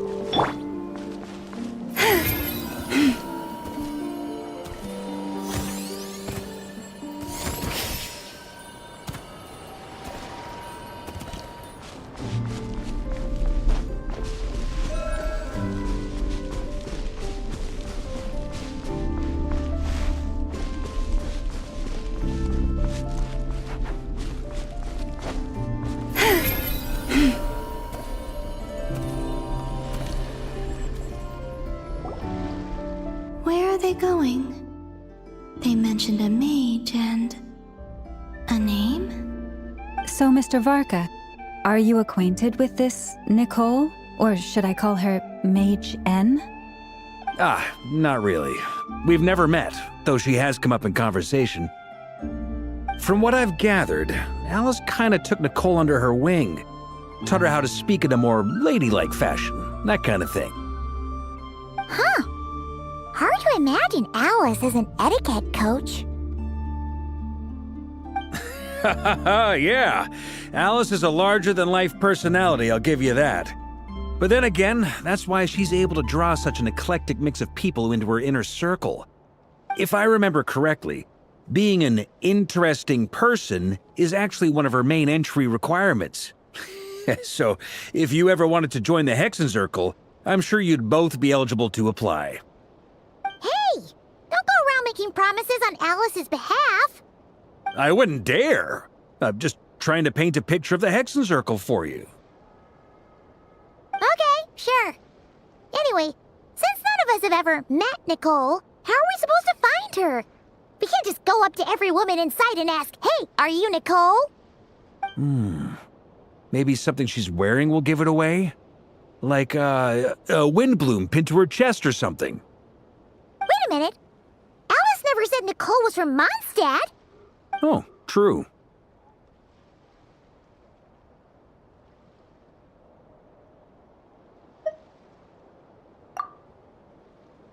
That would be... this young lady, then?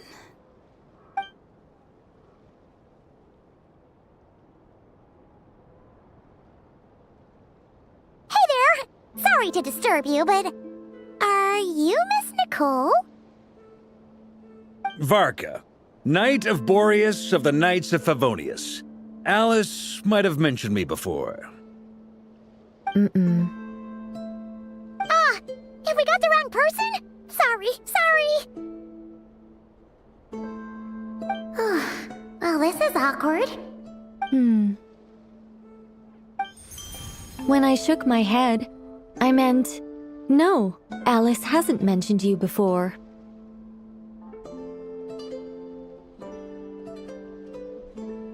Huh? Where is this voice coming from? My apologies. For certain reasons, I am unable to speak. This is the only way I can communicate with you. It might take some getting used to, but I hope you can understand. Hey, it's fine. I'm more shocked by the fact that Alice never speaks about me. I mean, As for you two, we have crossed paths twice before, but it is nonetheless a pleasure to finally meet you. Oh, it's really you! Thanks for all your guidance in the past! You're quite welcome. This time, things are different. We have reached the unwritten pages of the story. You might say that we stand at the crossroads of fate.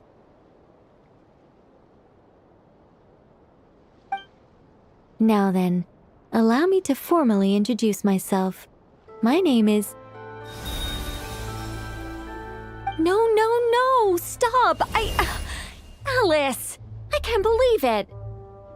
I had a whole speech prepared. I'd agonized over every single word. She always picks the worst moments to ruin other people's plans. I'm so sorry about that. Alice took the liberty of devising some bespoke self-introduction magic for each member of the Hexen Circle. But I could have sworn I deleted all of the triggering conditions for it. How did it bypass everything? Oh gosh, this is so embarrassing. This is a very different side of Nicole than what we're used to. Is she not used to face-to-face interactions? Don't worry about it. We've seen that introduction magic once already, so it wasn't too much of a shock. Please go on, Miss Nicole. We'd love to hear what you have to say, or, well, communicate. Huh? Are they talking to this lady? But... Will you all promise to forget that horrendously embarrassing introduction? sorry, embarrassing. When?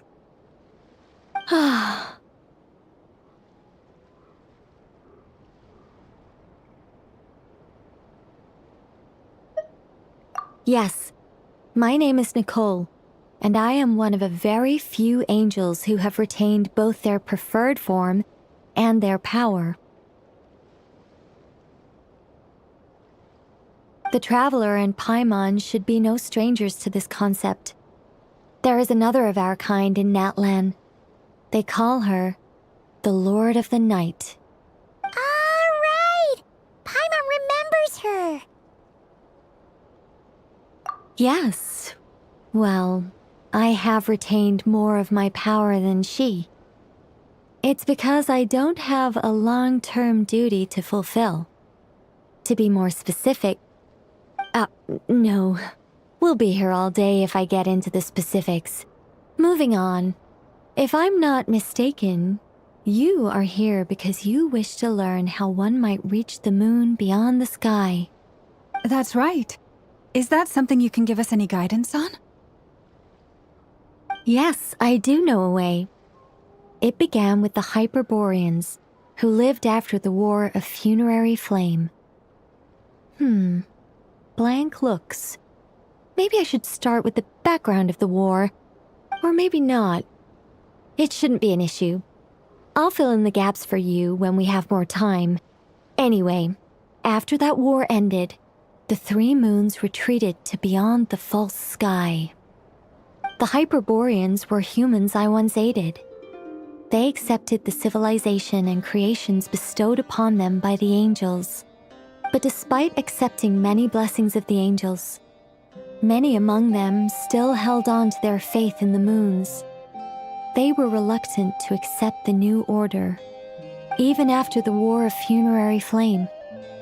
They sought to contact the moon goddesses beyond the sky and receive their guidance. But all three had passed away by that point.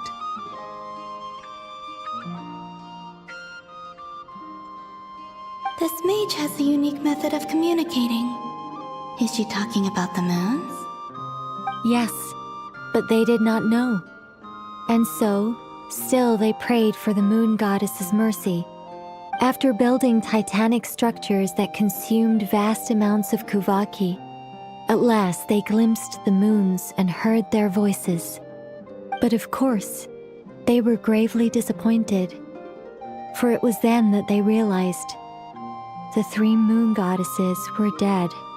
Oh, that's such a sad story. It is. Humanity was in a very sorry state at that time. The angels who had once aided them were gone, and the war of funerary flames had left them homeless and destitute. Just a second, I gotta ask. How relevant is all this history to the task at hand? Well, I mean, it's... Okay, it seems we've drifted into irrelevant narrative waters. It's been a while since I've had the chance to speak inside someone's head. As soon as I got started, I lost control and the words just flowed out like a waterfall. What I'm trying to say is... Right, yes, that's it. The relevant part is the ritual created by the Hyperboreans. The fact that they bypassed the false sky and saw the true moons implies that they successfully built a connection between Teyvat and the outside world. Which means, with enough kuvaki and a sufficiently stable connection, it should be feasible to send one person over the border. Okay, so they built some kind of portal? Oh, yes. A portal. Yes. Is something wrong? You sound disappointed. I just didn't expect you to summarize it so well. It turns out I could have said all that in one word, if only I'd managed to think of it. No, please, it's fine. This is invaluable knowledge. I'll be sure to record and preserve everything in writing.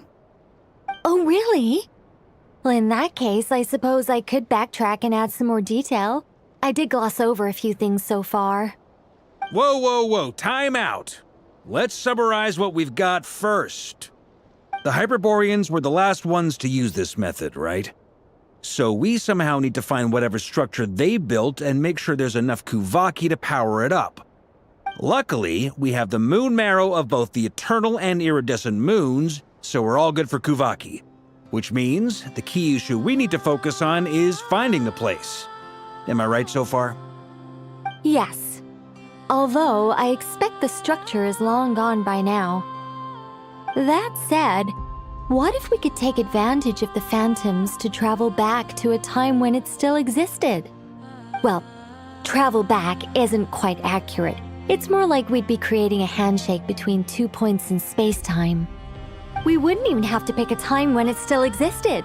It could just be a time when it still appeared in phantom form via projection, or we could project our own phantoms, fold them together at... You look lost. Was that too hard to follow? Yeah, things got a little, technical there. Paimon's brain is reaching capacity. All right. Let me think about how to put this more simply. Okay, got it. Over the next few days, I'll search for phantoms that we can use. Once I find one that meets the criteria, I'll let you know and we'll regroup. By completing certain rituals, specific individuals will be able to enter the phantom and make it to the Hyperborean structure. If everything checks out and it looks feasible, we'll just need to wait for Moon Prayer Night, and we can send the moon goddess back home. I'm really skimping on the detail here. Is this making any sense at all? I think so. For now, we'll just wait to hear from you. Yes. Basically, yes. Great. Counting on you. In the meantime, we'll focus on finding the moon goddess's name. My name? Are they looking for a way to stop me from disappearing? Excuse me, Miss... Go on, Miss Nicole. This conversation was a little all over the place. I didn't catch your name. I am Lauma, of the Frost Moon Scions. Ah, I did wonder. I noticed that you listened very intently when I spoke about Hyperborea and the moon's history. If you'd be interested, I'd love to visit you this evening and go through it again in greater detail. Also, if you were serious about making a record, it would be too risky to simply write down the raw details as is. I would suggest some tweaks. Maybe rewrite the stories as fairy tales or fables, perhaps even prayers. Anyway, we can cross that bridge when we come to it. So, see you later then? Oh, and no need to prepare anything. Just a cup of tea will do. See ya! She seems friendly. It's just... It's so nice to find someone who's actually willing to listen. I've been dying for a chance to finally go through all this systematically from start to finish. Any longer and I'd probably start forgetting it.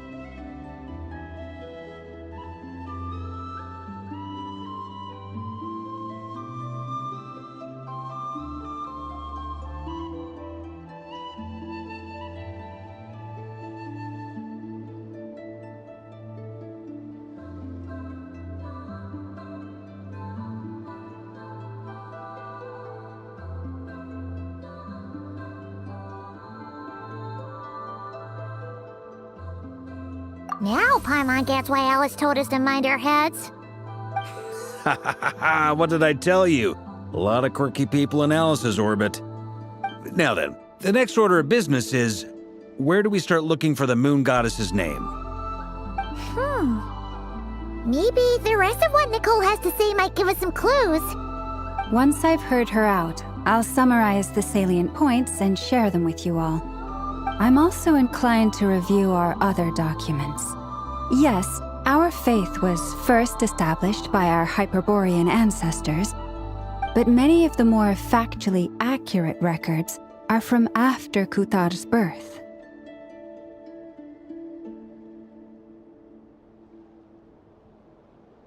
Sounds like we're gonna follow Columbina's journey through Teyvat, huh?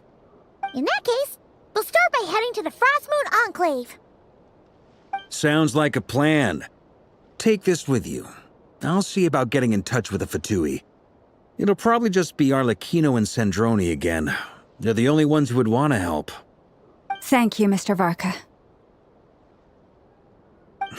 Ha ha ha ha ha! Don't mention it. Honestly, I'm more comfortable dealing with the Fatui than prying into the details of a young lady's childhood. Catch you later. I should follow them, just in case there's some way that I can help.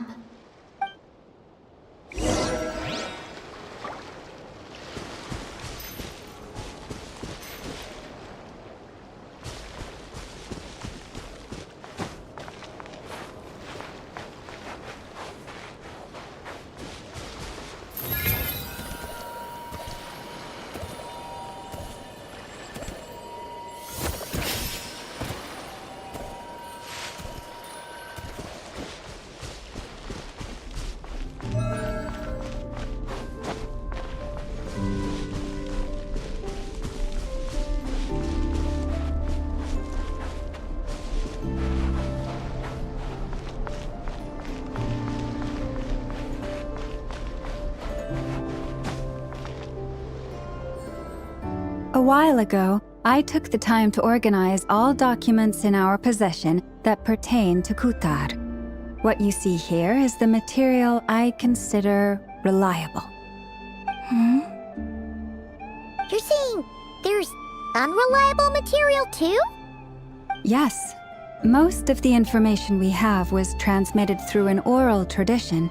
Inevitably, some of her stories were mythologized and deified over the years through countless retellings. That's why I organized them into reliable and unreliable. There's no sense seeking answers in history unless we can ensure the veracity of the historical record. Makes sense. All right, let's take a look through.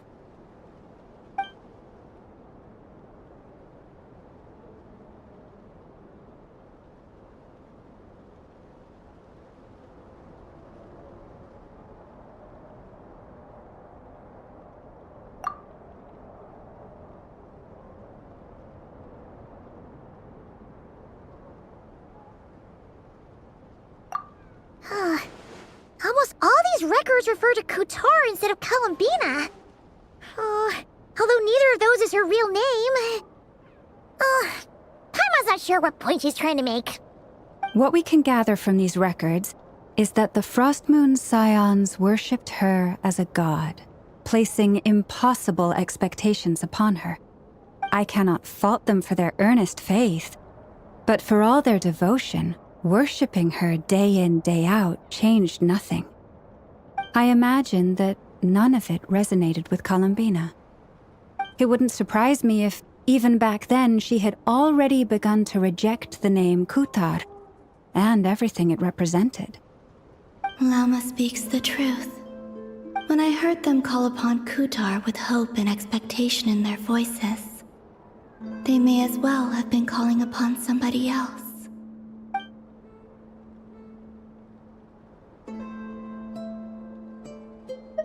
Well, that's a bit complicated. I looked at the level of detail, perceived authenticity, prose style, and how realistic their portrayal of Kutar seemed to be. Amongst the Frostmoon Scions of today, only I know of her existence, and I alone have spoken to her face to face. As such, I know that there are certain things she simply would never do. That being said, I have sensed some changes in her lately. Changes? Me? Seems like this is getting us nowhere. For what it's worth, why don't we check the unreliable sources too? Sure. Give me a moment.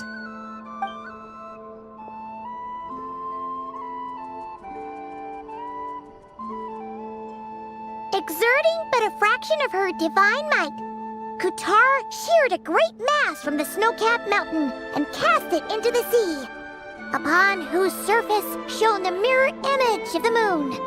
Thus was formed the island of Hisi. Yeah, right. That doesn't even begin to pass the sniff test. The 3 moons are naught but lies through and through. Only one moon has ever shone for us, and Kutar is her name.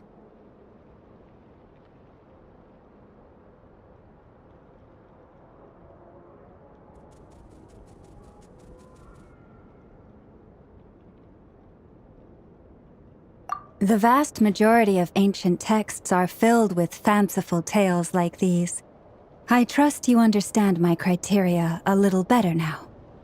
Kutar did not speak, merely gazing into the distance in silence. And where her gaze landed, this was her prophecy. Clearly, whoever wrote this text never even met Kutar. Otherwise, they'd know that her eyes are always closed. What about you, Traveler? What are you reading? Come on, let Paimon see. The child wished to build a wooden nest with which to shield a fledgling bird from the cold. But being so young and lacking in strength, the child could not snap the branches from the trees. Kutar was passing by. Upon seeing the child, she summoned forth the Kuhenki, who built a beautiful nest for the child. I remember that. Not knowing the meaning of Kutar's divine intervention, the child dared not to respond, and thus ran home to call their parents.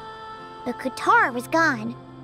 The Moon Chanter declared the event a miracle and took the nest as a relic, placing it on high for all to see. The child was named as one favored by the goddess, and was greatly respected amongst the people. Yet, no further miracles were bestowed, and this matter was forgotten in but a few years. Huh. Any thoughts after reading that?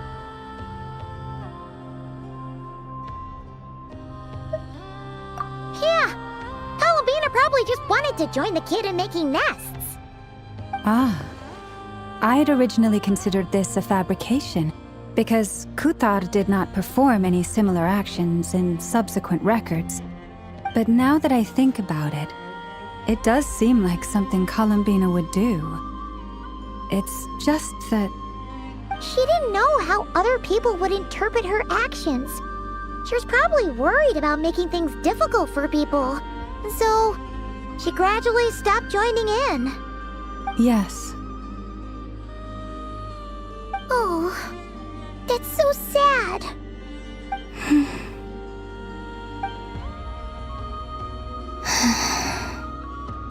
And now, I can make no such gestures of warmth, even if I want to.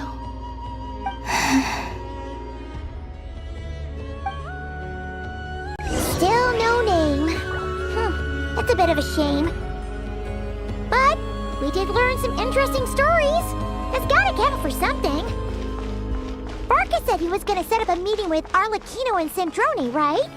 Let's go back to Nasha Town and see how he's doing.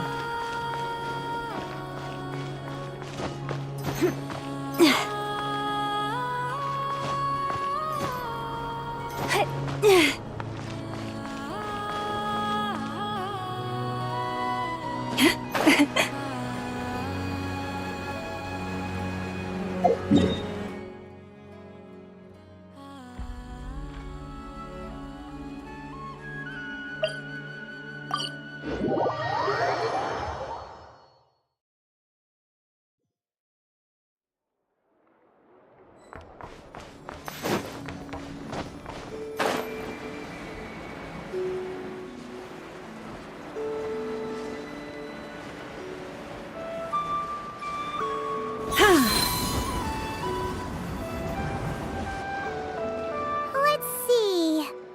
There's Varka. Oh, and it's Durin and Albedo too. Yeah, this is pretty much the same place we bumped into each other last time.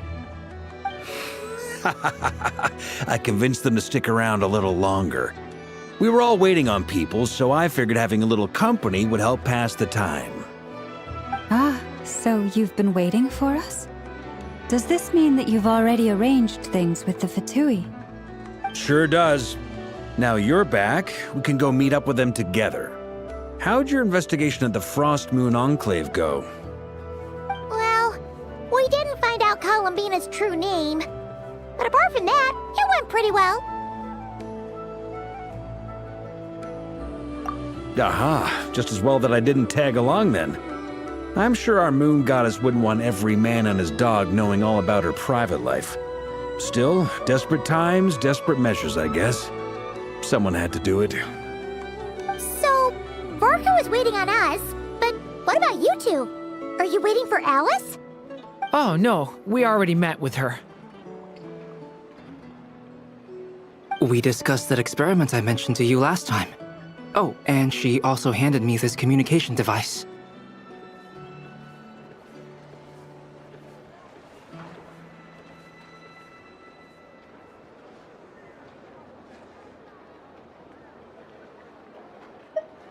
That's right.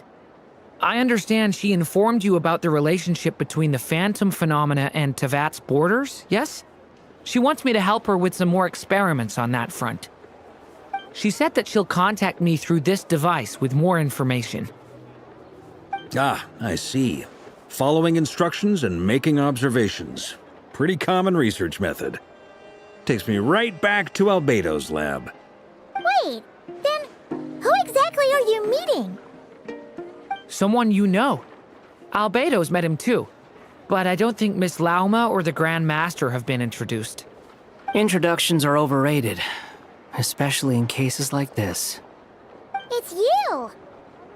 So, it's not like the academia has prohibitions against going abroad. Also, I applied for leave. I've been writing to Hat Guy since obtaining a human form. I've already brought him up to speed on everything that's been going on in nod-krai. Hat Guy? Turns out, I actually have heard that name before. Oh? Then why did you react the same way I did? I only knew the name, not the fella. But since we're all here, let's do some introductions for what it's worth. I'm Varka, Grand Master of the Knights of Favonius. Lauma, Moon Chanter of the Frost Moon Scions. And I'm a Driosh from the Vahumana Darshan of the Sumeru Academia. Hat Guy. Good to see you again, Mr. Guy. I believe we last saw each other on the boat ride here.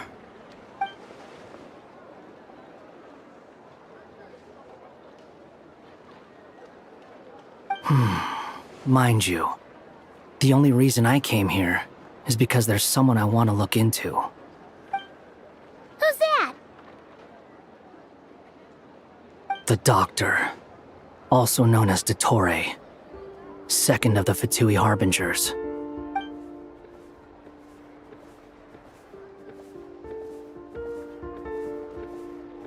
From the tone of your voice, it sounds like there's bad blood between you. I was reviewing our archives and noticed that a lot of information about him was missing. Left a bad taste in my mouth. That's all there is to it. Dottore, or Zondik, as he was then known, once studied at the Academia, but he got kicked out before he could graduate.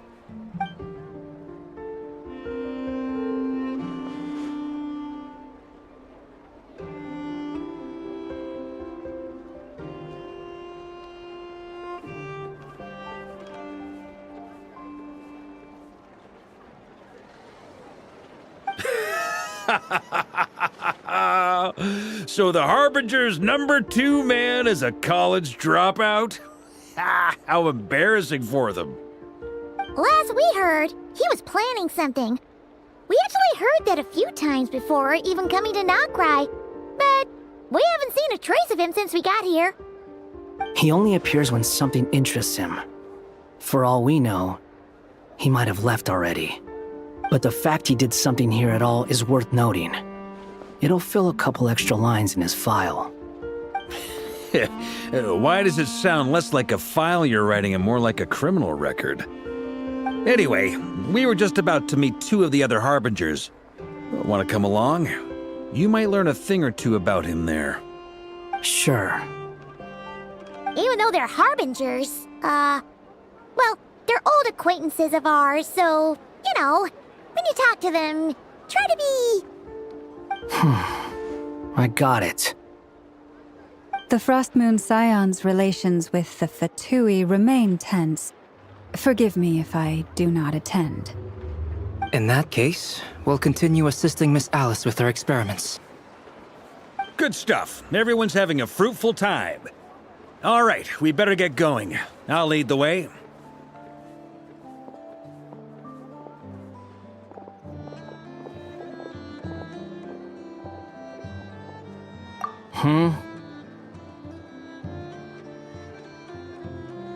Well, yeah, that's obviously part of it.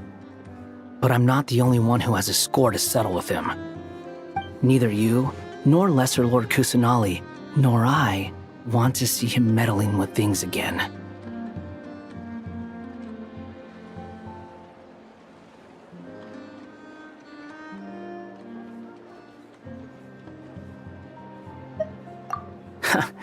What's the hurry? Don't worry. Pigeons always know which way home is.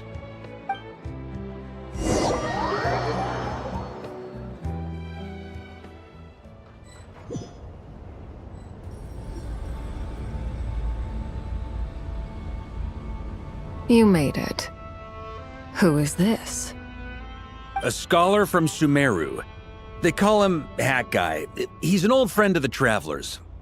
Wait, this is the Academia representative you wrote about? He doesn't exactly look the part. I believe this will prove my identity.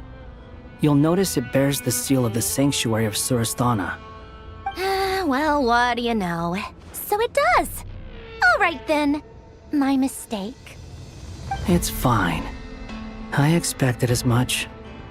What? So as I mentioned in my letter, the Academia's got its eyes on Dottore. But this matter remains top secret. Apart from those assisting in the investigation, the fewer people who know, the better. If anyone asks, I'm here in nod-krai to pursue my personal academic interests. Gotta say, Barca, you did pretty well to keep all this under wraps for so long. Sounds like you got in touch with the Academia about this way back. Haha, you flatter me.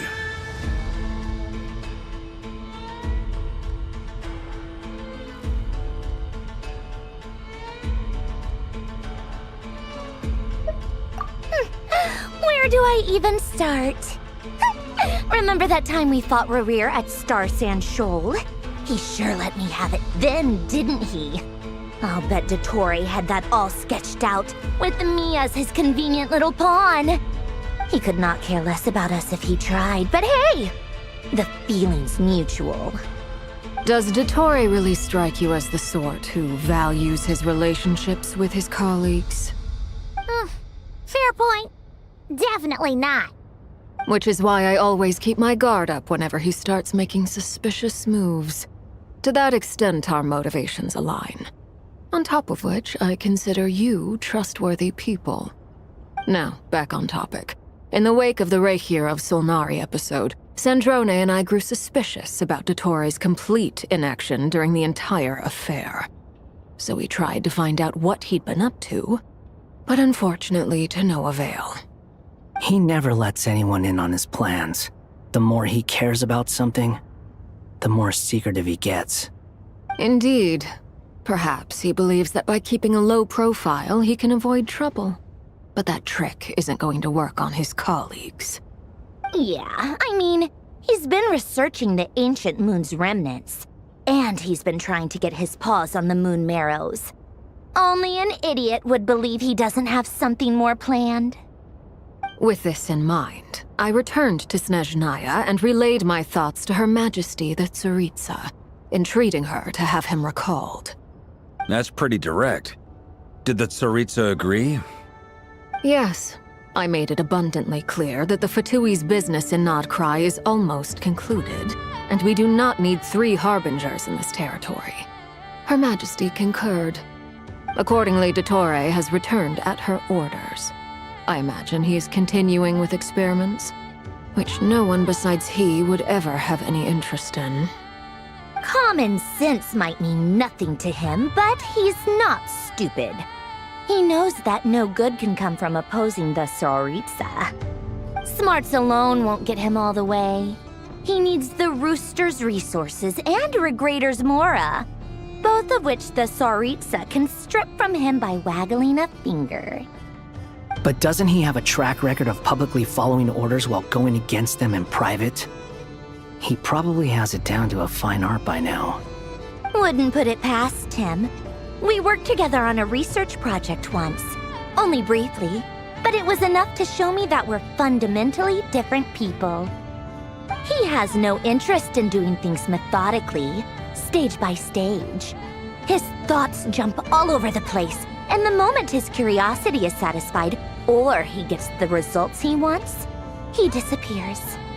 The only similarity we share is that, once we set our minds on doing something, we will see it done, whatever it takes. Oh, we definitely saw some of that in your battle with Rerir. You got so competitive. Ugh, do not remind me. Then I believe we all concur. Dottore will not simply give up. Fantastic. Now this is turning into a whole day of unpleasant memories. Ugh. Are you talking about the moon marrow stuff? He also strikes me as the kind of person to disregard experimental regulations, ruin all the equipment, and go way over budget. Then leave the first person he can find to deal with the fallout. Exactly. This one time, he was running some high-temperature experiment and the substance exploded. But does he care? No! He orders his subordinates to open the device so he can observe the results, which causes the gas inside to leak out. That gas was poisonous! If I hadn't been there, who knows how many people might have died. And after all that, he left while I was still cleaning up after his mess. What a waste of time, he said. Waste of time? The nerve! He wasted my time! You've been bottling that up for a while, huh? Hat guy, I must say, you seem awfully familiar with internal Fatui affairs. Especially when it comes to Dottore. Thank you, Lady Harbingers, for providing such valuable information. I have no other questions for now, so I'll be on my way. Wait, what? You're just gonna leave? You're welcome to join if you want. Ugh. Just when Paimon thought he'd finally mellowed out. He makes quite the impression. I'll say. I've met tons of headstrong people, but not many of them would join me in bad-mouthing Dottore. Anyway, back to the main agenda. Barca, you said that Columbina has gone missing? Or rather, disappeared. Yeah. We're working on building a connection between her and this world. The simplest method is to find out her real name. I've actually asked her that question before, but she said she didn't know. Considering our relationship, I doubt she was lying to me.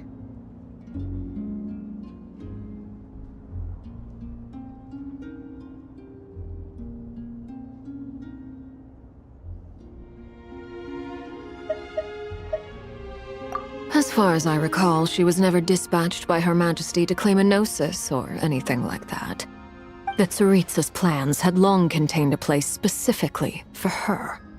I always thought that was weird. What could she do that the rest of us couldn't? Knowing what we do now, it's probably something related to Kavaki, right? More than likely. When she first arrived, Columbina would often go to Her Majesty and ask when she could start the task assigned to her. But Her Majesty always gave the same reply. The time has not yet come. So she spent her days in Snezhnaya doing basically nothing. The Tsaritsa has summoned a beautiful blind maiden to be a harbinger, giving her the third seat by virtue only of her enchanting voice. It was a dumb and stupid rumor, but the reality of the situation made it hard to refute. And what happened after that? I imagine she stopped caring. She no longer seemed to care why she had been recruited, and Her Majesty never gave her any missions, so she just continued to sing in the flower garden. For my part, I was busy. So busy, in fact, that watching someone be that idol had me fuming. But still, I got the sense that she had long been used to a life of other people claiming she was needed when she wasn't. I just felt that having a place to stay would cost me something eventually. And so I waited quietly for the day that I would have to pay the price. And on the other end of that spectrum, you had me. Someone once told me that I had the lousiest work and the toughest luck. That's a good way of putting it. I forget who said it, but those words have always stuck with me.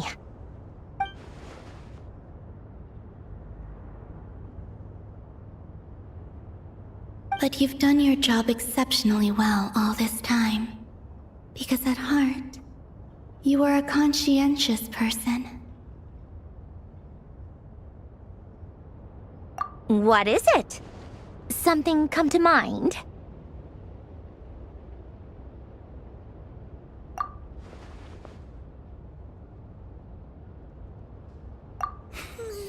That makes sense. Nothing screams you are needed like your name shouted from across the town. Well, good luck with it. But if you ask me, Colambina is still the most shoutable name. I'm just so used to it now, after all the arguments we've had. I can't be bothered trying to remember another name for her. Nor I. Sandrone. Harlequino.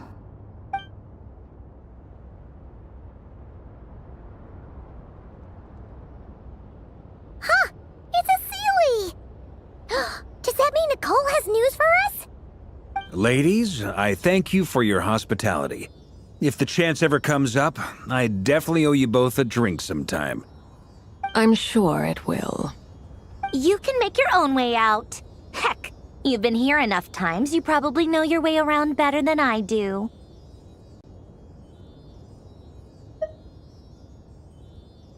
Okay! Time to do what adventurers do best. Follow that Sealy!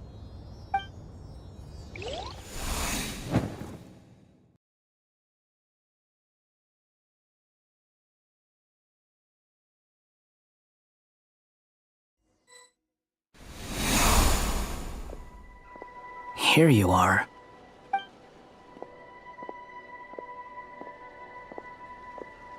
Oh, hat guy. How come you're back so soon? Did things go all right with the Fatui? Fine. Dotori's been summoned home by the Tsaritsa. Couldn't get much more than that. How about you? Any progress with the investigation? Unfortunately not.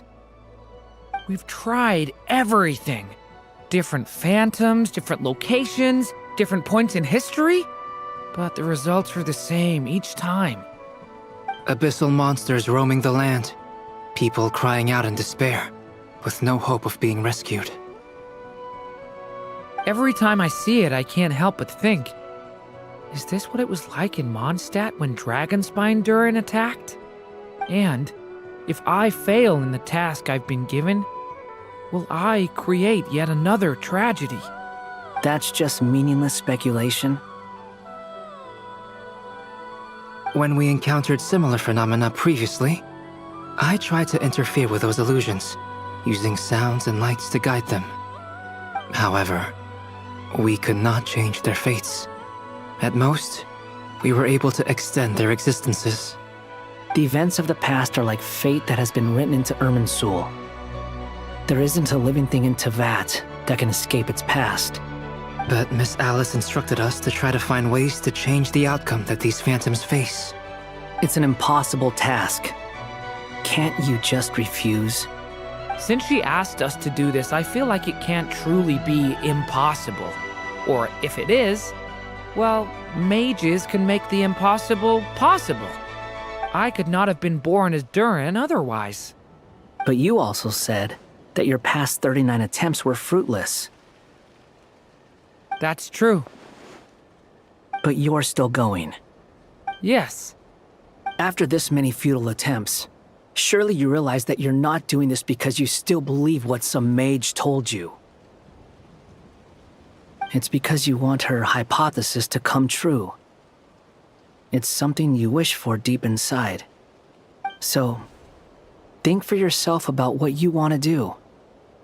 As long as you don't believe it's futile, it isn't. Yeah. Previous experience indicates that we cannot touch the phantoms, which limits the effectiveness of our interventions. If we want to clear this hurdle, we need to break this rule somehow. Same thought here. Following the same rules means repeating the same failures. Reducing ourselves to mere playthings of fate. So you mean we need to figure out a way to make contact with them despite knowing that we can't? Yes, and I suspect that's something only you are capable of. Everything in Teyvat is logged in Irminsul, but the withering that once occurred in Sumeru was a sign that the Great World Tree was being corrupted. This corruption allowed things that should not have existed in Teyvat to appear. This is tantamount to rewriting reality to an extent. You're saying abyssal power might be able to affect those phantoms? No one's ever tried it before. If you're gonna try it, it'll take courage. And you have to be confident that you can control it. Is anyone there? Has anyone seen my daughter? She's missing. I have to find her. I hear someone inside. Spargana? Are you in there?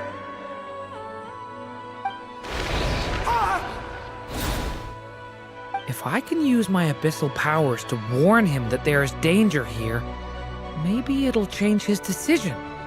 Maybe he'll stay away. Yes. The important thing is not the nature of the power, but rather how you use it. To intimidate and obstruct. Sounds about right for the Abyss. Well, let me try. I should be able to influence that thing. Have you seen a little girl? What? This isn't the time for that! Just run!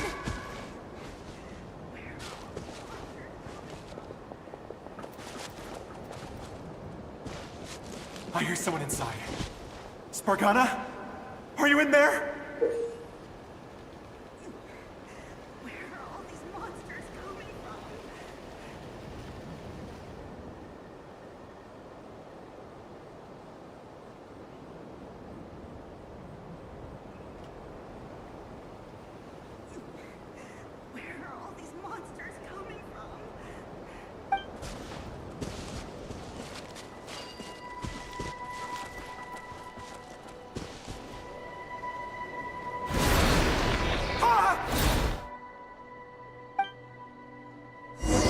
Have you seen a little girl?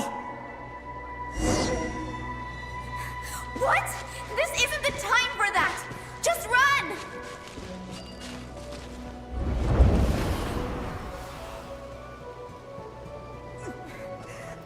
I hear someone inside. Spargana? Are you in there? What is this? Looks dangerous.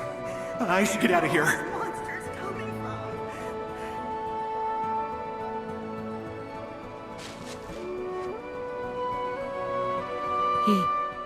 He really left.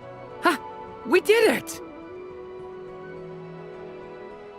Don't celebrate too soon. Follow him. See what he does next.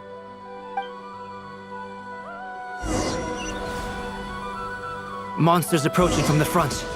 You need to stop them and create an opportunity for him to hide.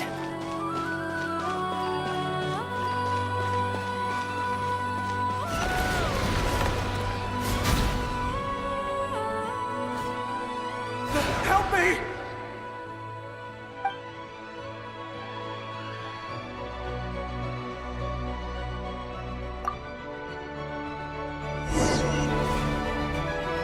Monsters approaching from the front.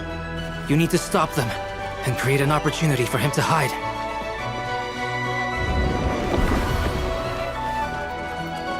No! There's monsters ahead!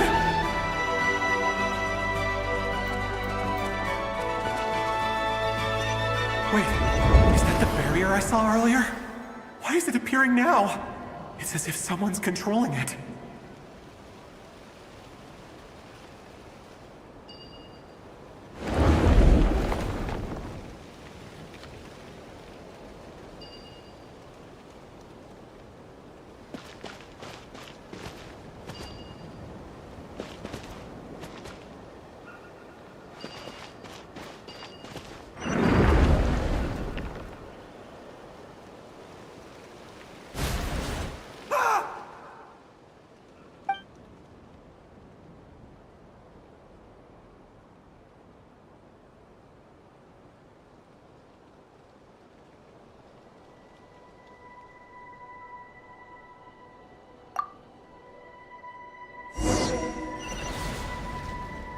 Monsters approaching from the front.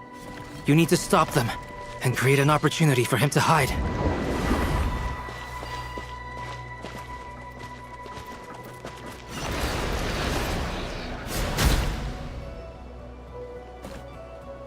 Help me!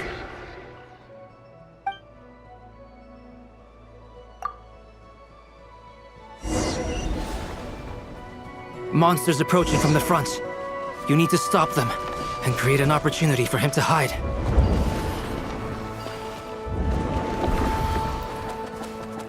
No! There's monsters ahead!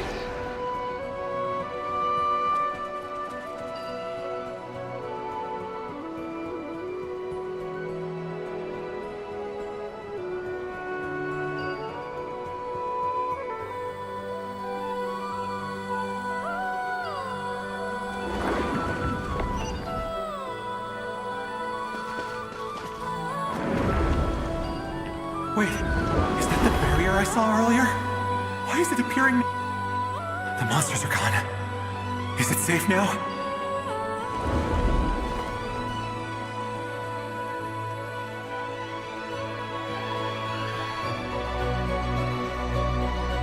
The barrier's gone too.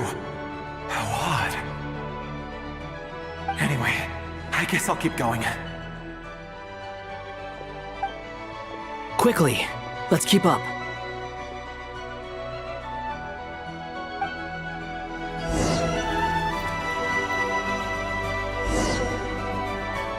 Wait, there was someone else here? Don't go any further. We've got anti-monster traps laid out everywhere. But my daughter must just be up ahead. I have to go. This way's blocked.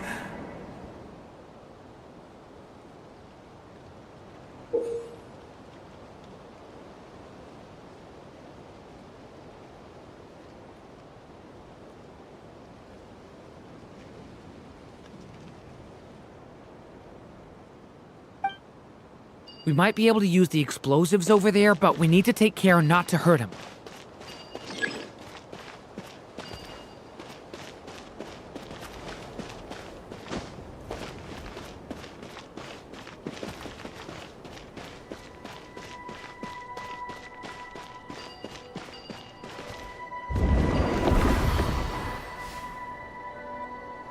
I'll use the barrier to keep him at a safe distance.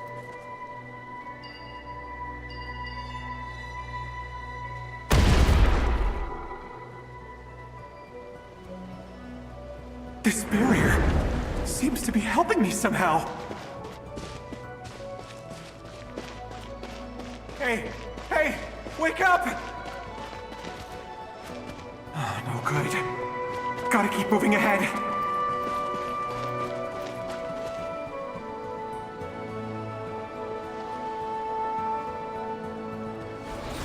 So many monsters! There's still a chance, Durin. Use the traps.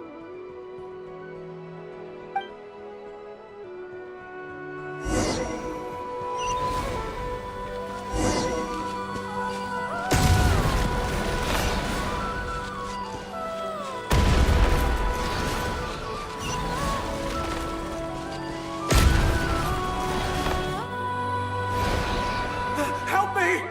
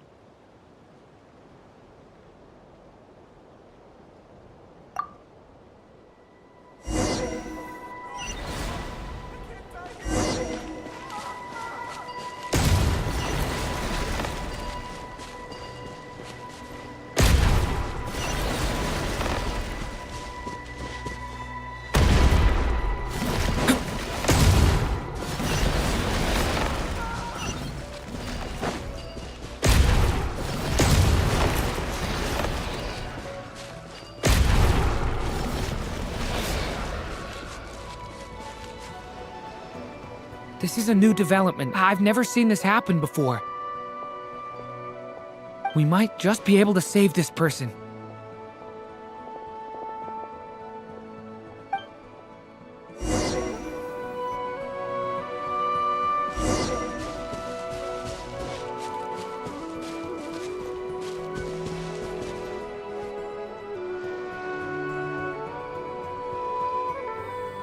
Hello there. Have you seen my daughter? Spargana is her name.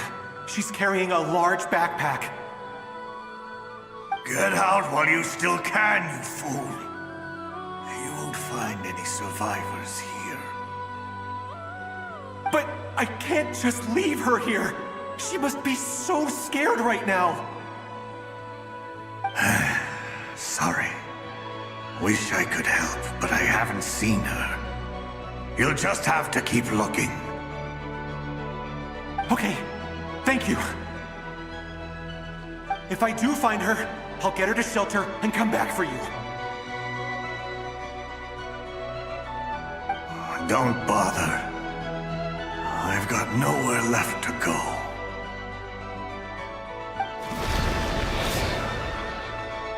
What's that noise? Monster! No, if he goes inside, he'll be walking into a trap. Let's try this once more. This time, we have to stop him.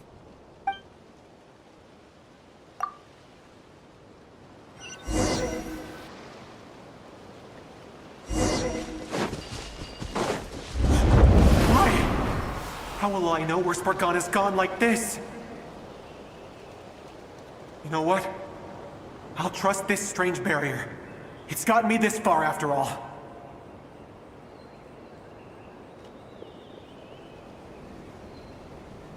Hey!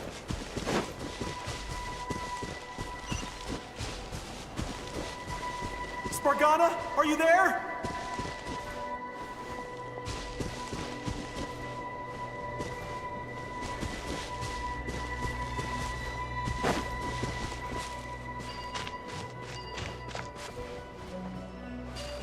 What? What's this? Hey! Let us out!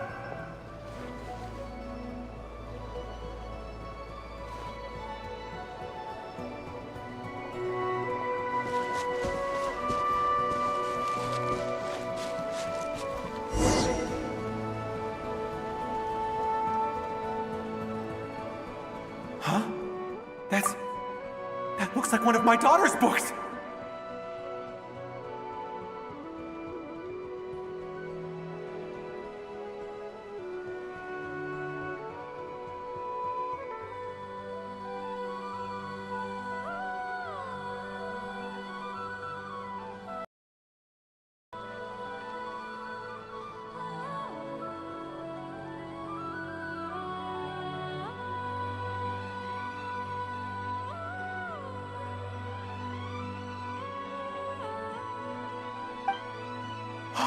Thank you. Thank you. Yes, it's one of hers for sure. That's her name on it right there. She left her backpack here.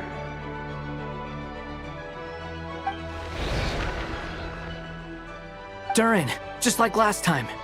Use the explosives.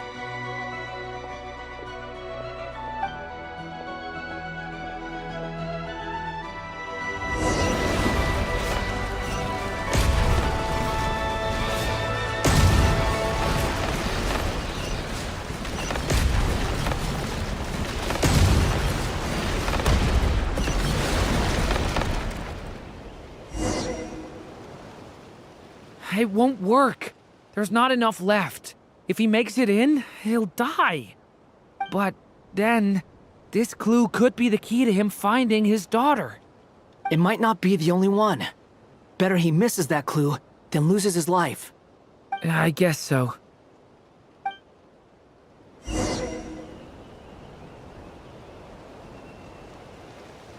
Stop him, Durin. We can't let him get any further in. That's my daughter's book! She's passed this way! Why? Why won't you let me go in? I've searched and searched and searched, Just for this! But how will I find her without any clues?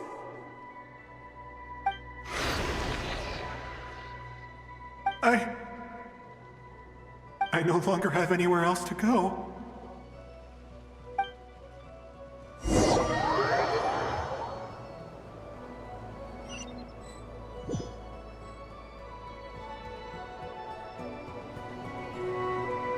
I'm sorry. I'm so sorry. He refuses to go anywhere else. Whether he opens this door or not, all that awaits him now is death. We couldn't change his fate. Albedo? Hat guy? Let's try one more time. I don't know how we're gonna do this, but I don't want to give up either.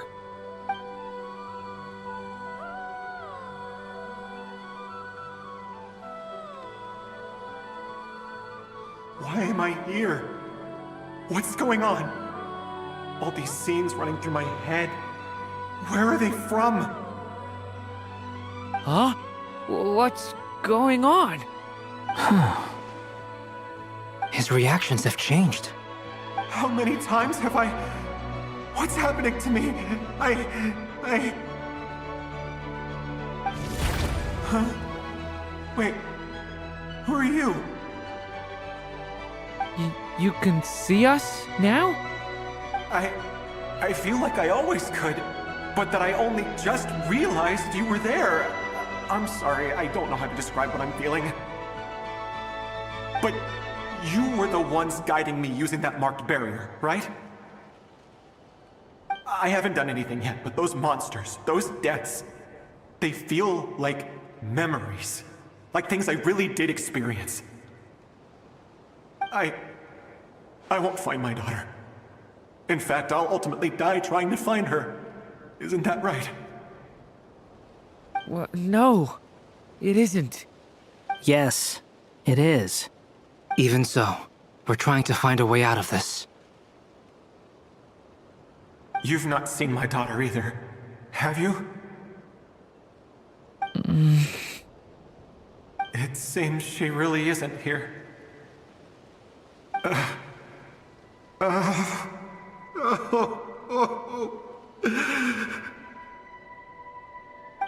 I'm sorry we couldn't help you.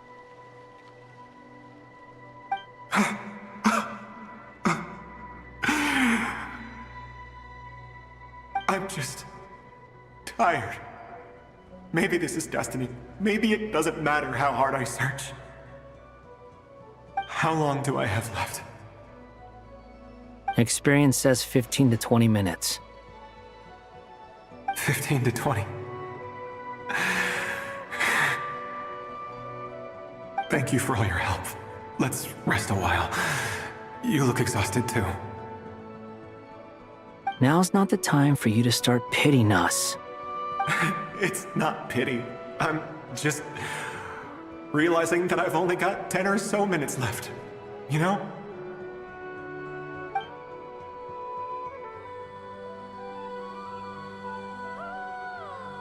You say you're from Mondstadt, yes?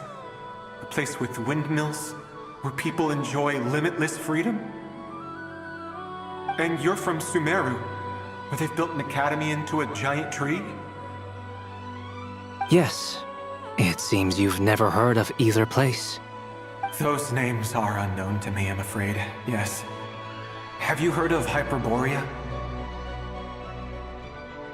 I have, but I heard that it was destroyed in the distant past. I see. That was where my ancestors once lived.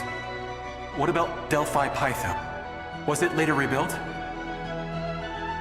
I've never heard that name. Then what about Salvindagnir? I have seen that name on stone tablets on Dragonspine. But I'm afraid the only things left of that place are its ruins. I see. Sure enough, there was no way to turn this around, huh? I'm sorry. I was the one who asked to chat, but it seems like we're too many ages apart. There's barely any common ground to start from. It's all right. We did hear something new, at least. From how you speak of your lives, things must be going all right for you, I guess. They are. Mondstadt is a place of freedom and happiness. There's a lot of good people in the church and the Knights of Favonius, and even outsiders find that it's an easy place to feel at home. We have festivals a few times a year. Everyone gets together to drink, sing, and be merry. Sumeru is a lot more uptight. Not really the kind of place where you can relax. It's a nation fraught with problems wherever you look. But if all you want in life is to seek knowledge, I guess it's pretty much paradise. That's wonderful. In other words, after this all-devouring black tide passed, humanity did not merely avoid extinction, but rose to build prosperous civilizations anew. I mean, I can see you all right now. That must mean the future isn't a total mess, right? That's true. Well, time's almost up. Let's part ways, I think. Might be best if you don't waste too much time on me. The chances are slim, I know, but I'd like to spend these last few minutes looking for Spargana. If things work out, I'd love to tell her about what I've heard. May we meet again. Well, or not, most probably. In that case, may your wishes come true.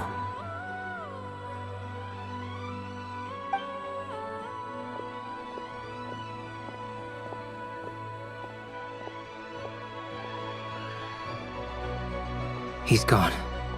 In a few minutes, he will meet the end that was his to begin with.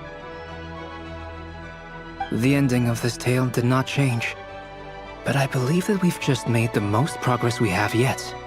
May your wishes come true. If only it were so simple. Hat Guy, could I ask you a question? You've never talked about your past. It seems complicated, and it weighs heavily on you, too. Would you be willing to tell me about it? I mean, sometimes it's better to get things out in the open. Take that guy we try to help, for instance. At least he said goodbye with a smile, right? I know about Albedo's past. Our experiences are very similar, and he created me. As for you, you're my first friend, and you've witnessed every step I've taken. But by comparison, I know nothing about you. Either way, I mean, we're still best friends. But if I knew more about you, I might understand your thoughts a bit better. I've told you about myself. I'm a student at the academia. And what did you do before that? Prepared for the entrance exam? All right. If you really don't want to talk about it, I won't press you any further. I was a puppet built from the branches of a white tree, using technology left behind by the Conrian schools of mechanical engineering. A white tree? You mean an Irminsul tree? Yes, a branch of Irminsul that was once connected to the main tree. So you had a human creator too? Yeah, but my creator abandoned me after deciding that I was a failure. After that,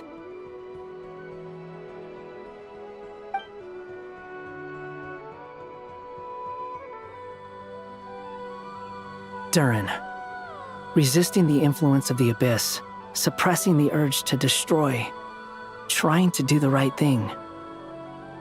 None of these things are easy, but no matter how hard they are, trying to rewrite past wrongs is far harder. You asked me if you would create a new tragedy if you failed. I told you there was no point speculating about that. But the real answer is, yes, you absolutely will. That guy. But at least you've got people here to help steer you away from the wrong path. So, just keep aiming towards the light. I will. I promise. All right, break time's over. Hello? Durin speaking.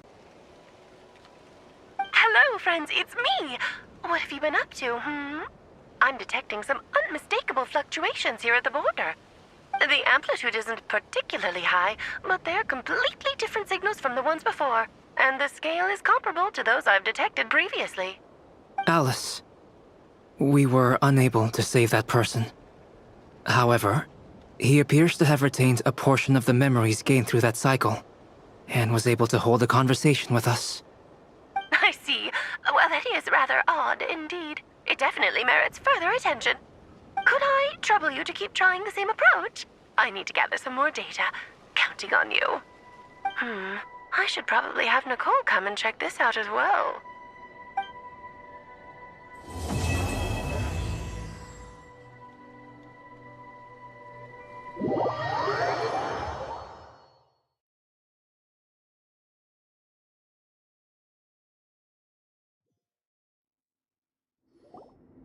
There you are.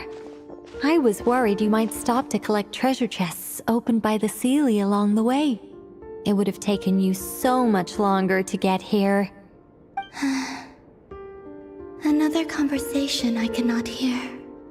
I am delighted to see that you understand what takes priority, and that your adventurer's instinct has not swayed your resolve.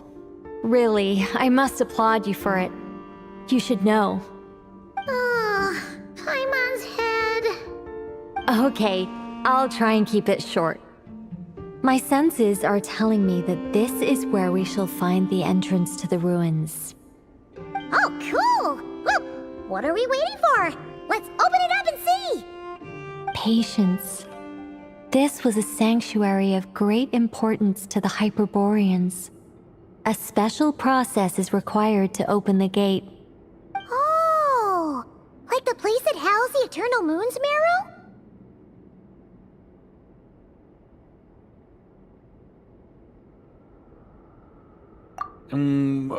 Okay, so what's the plan? Need us to do anything? And just the short version, if you can. Alright then. I was planning to start with some background on the invention of these techniques. Are you sure you don't want to hear it? It's quite informative. Remember what you were saying about priorities? Fine. Simply put, we need 3 human representatives to successfully undergo a process of Kuvaki resonance. Think of it as a test from the 3 moon goddesses to see if the entrants are qualified, with the most recognizable qualification being Kuvaki. Pretty sure Lauma would ace that test. Oh, wait. But we need 3 people. I also have no doubt that the Moon Chanter would be qualified. But we would need 2 other people with the same constitution. Therefore, the most feasible method is not so much to follow the rules, but to figure out how the test functions and find a workaround. I've done some research, and it turns out the mechanism is rather crude. We'll simply need humans to stand before it who have sufficient Kuvaki energy within them. I'm with you so far. How do we get the Kuvaki in them? The easiest way would be transfusion. Take some Kuvaki from nod-krai's soil, put it into the bloodstream, and get it circulating in the body. So we're going to cheat on the test? Precisely. There are other methods, but this is the simplest one. Cheating the system is much easier than trying to hide from it. Huh? Sorry? Does the idea of cheating upset you, Miss Lauma? No, that's not it. I suddenly had an idea. Oh, what is it? It's about Moon Prayer Night. I figured out a way for Kutar to join in the festivities. Huh?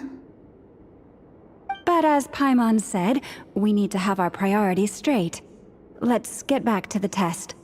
I'll follow up with Nefer on the festival arrangements. Oh, okay. Anyway, is this really the best method we have? A Kuvaki transfusion sounds dangerous, no matter how you slice it. If you think that's dangerous, wait till you hear the other methods. I'd be more than happy to go through them if you'd like. There are several. No need, we're good. Let's go with this one. Very well. Kuvaki transfusion it is.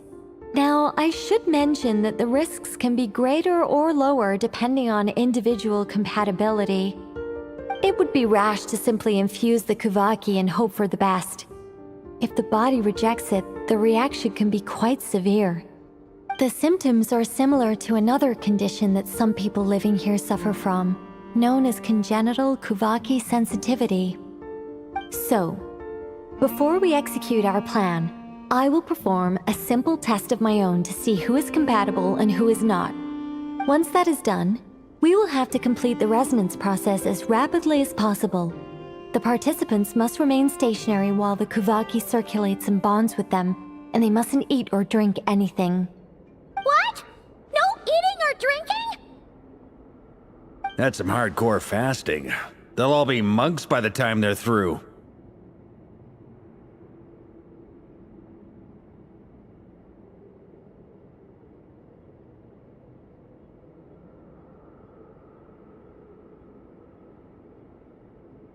"3 days. Oh, it's so long! And we still need to find 2 more people who are not just compatible, but also willing to volunteer. Fasting? What are they talking about? Really? Don't you want to think this through? Haha, count me in too. 3 days without food? I can handle that. Miss Nicole has made it clear that this is the easiest way. The way I see it, there's nothing else to discuss. It's time to step up.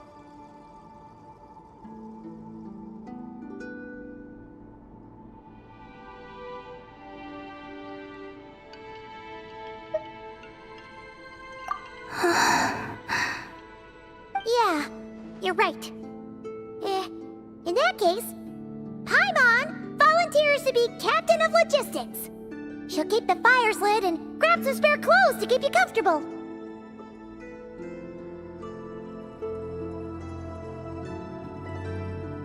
Then we'll start with you first, Traveler. Please step forward.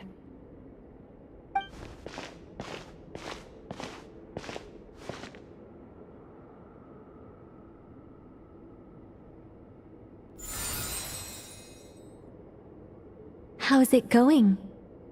Do you feel anything? How about now?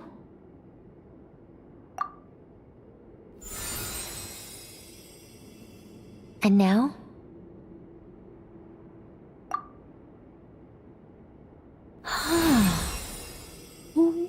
What about now?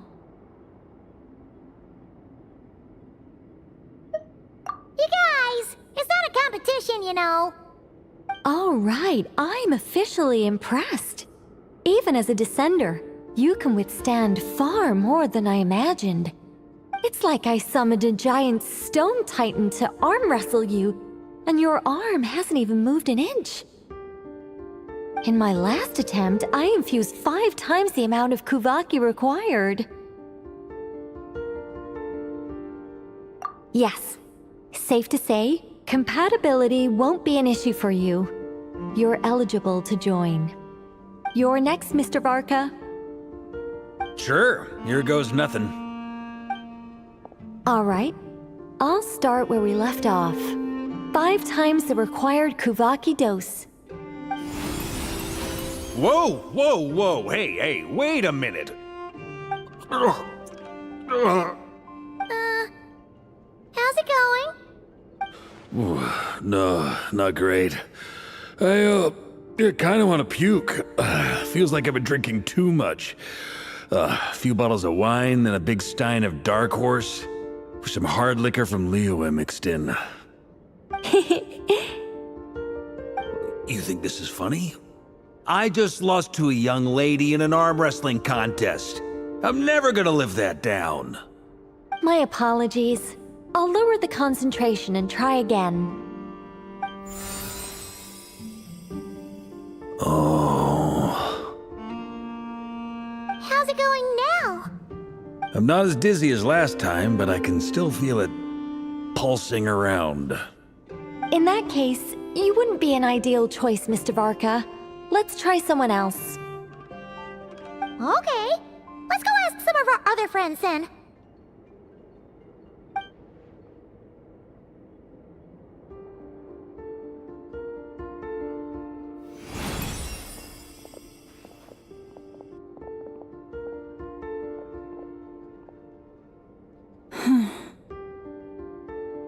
No surprises here, Miss Moonchanter. You're perfectly compatible. You may join.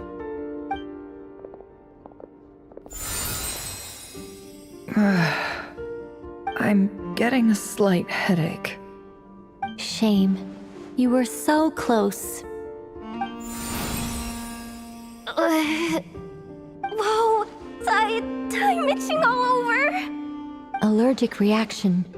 We can't have that. Huh? Well, are you gonna start a what? The Hexenzirkel is an organization that cares for and protects children. We will not have them do dangerous things. Not even tests.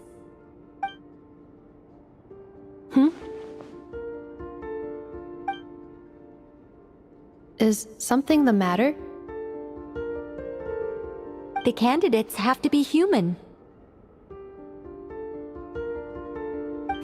I guess that rules me out too. Huh. Everyone except the Moonchanter got beaten. Guess I don't need to feel so bad after all. I mean, looks like this isn't gonna be as easy as we thought. Perhaps I could ask for volunteers among the Frost Moon Scions. I'll see about talking to some trusted Lightkeeper colleagues. Itlua springs to mind. In fact, I think we had some former Frost Moon Scions join our ranks recently. Can you give me the scientific explanation for how the test works? I can probably make some kind of test bot. Then we can just zip through Nashitown, going up to people and pressing a button to check their status. Wouldn't that be way easier? No. Wow! No elaboration for once. How about I contact the Knights of Favonia's garrison in the Wave Chaser plane? Shame that Lohan's already left. And that guy's even tougher than I am. Strange. The moon goddess is clearly revered by many people. So why is she on the brink of disappearing? She mentioned that the world has rejected her from the very beginning. And when we fought the Reikir of Solnari, it seemed like she exhausted her power for our sake. Also, Paimon's not sure revered is the right word for how people feel about her. Gratitude, certainly. For my part, anyway. It's basic reciprocity. She helped us, so she deserves our help in return. Yeah. Even though she looked like she didn't care, she still saved a ton of people, including me. A review of the relevant data leads me to conclude that Miss Columbina is a good person. Yep, you bet! They really think so? I'm super surprised that Columbina isn't her actual name, though. I think it really suits her. It's light and graceful and... yeah, just a really pretty name. I know, right? Unfortunately, that's not our decision to make. Columbina. That was the code name the Fatui gave me. But it also came up in the song I heard when I was born. But... is that really all there is to it? What do I truly think of my own name? Is there anyone left who will still call me by that name?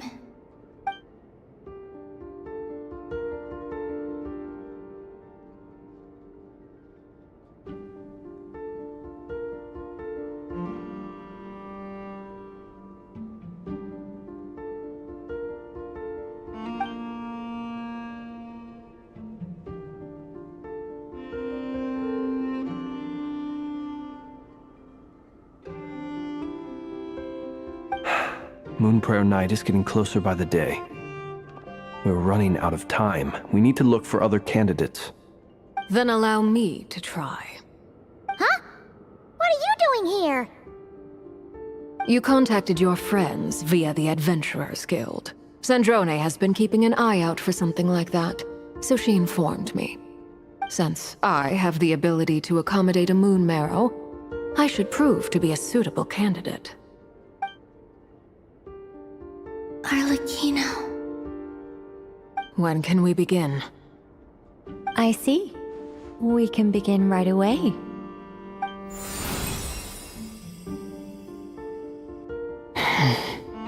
How was it?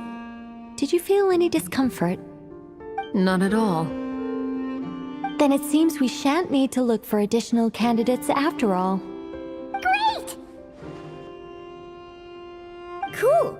All right, like Paimon said, the rest of us can take turns making sure the three of them stay warm and comfy.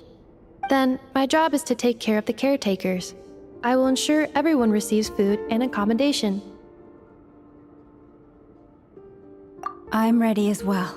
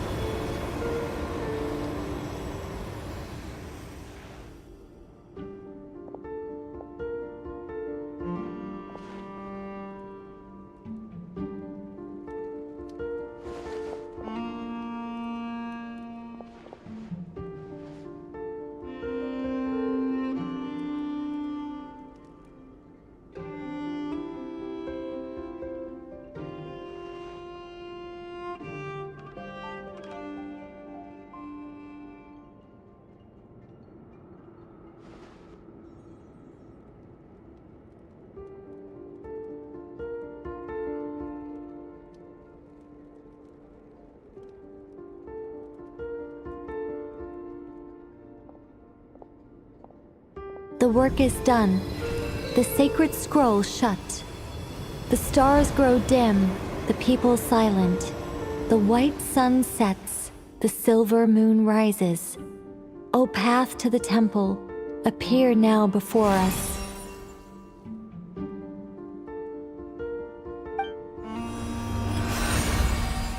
Wow! It really opened! So that's what all this is about. They've been trying to open this gate. Come, let us enter.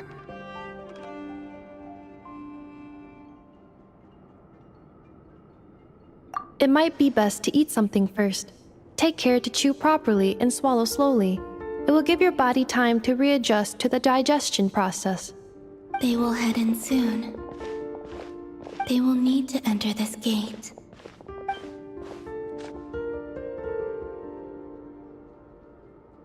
Huh?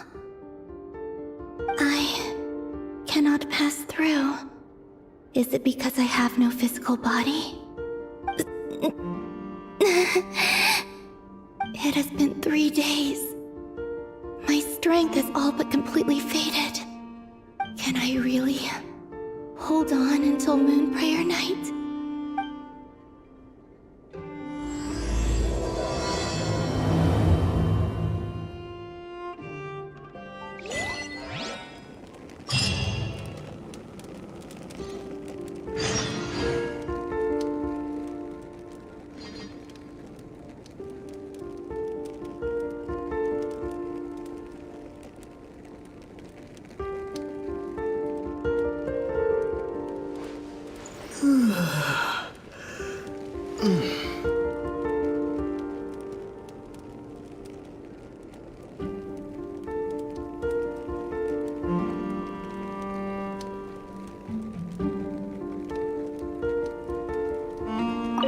I have confirmed that you are all in good health.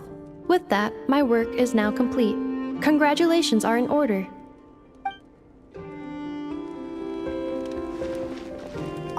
It's good to know you're all well.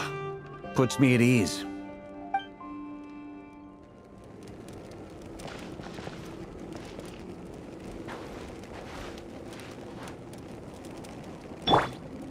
Forest, protect us.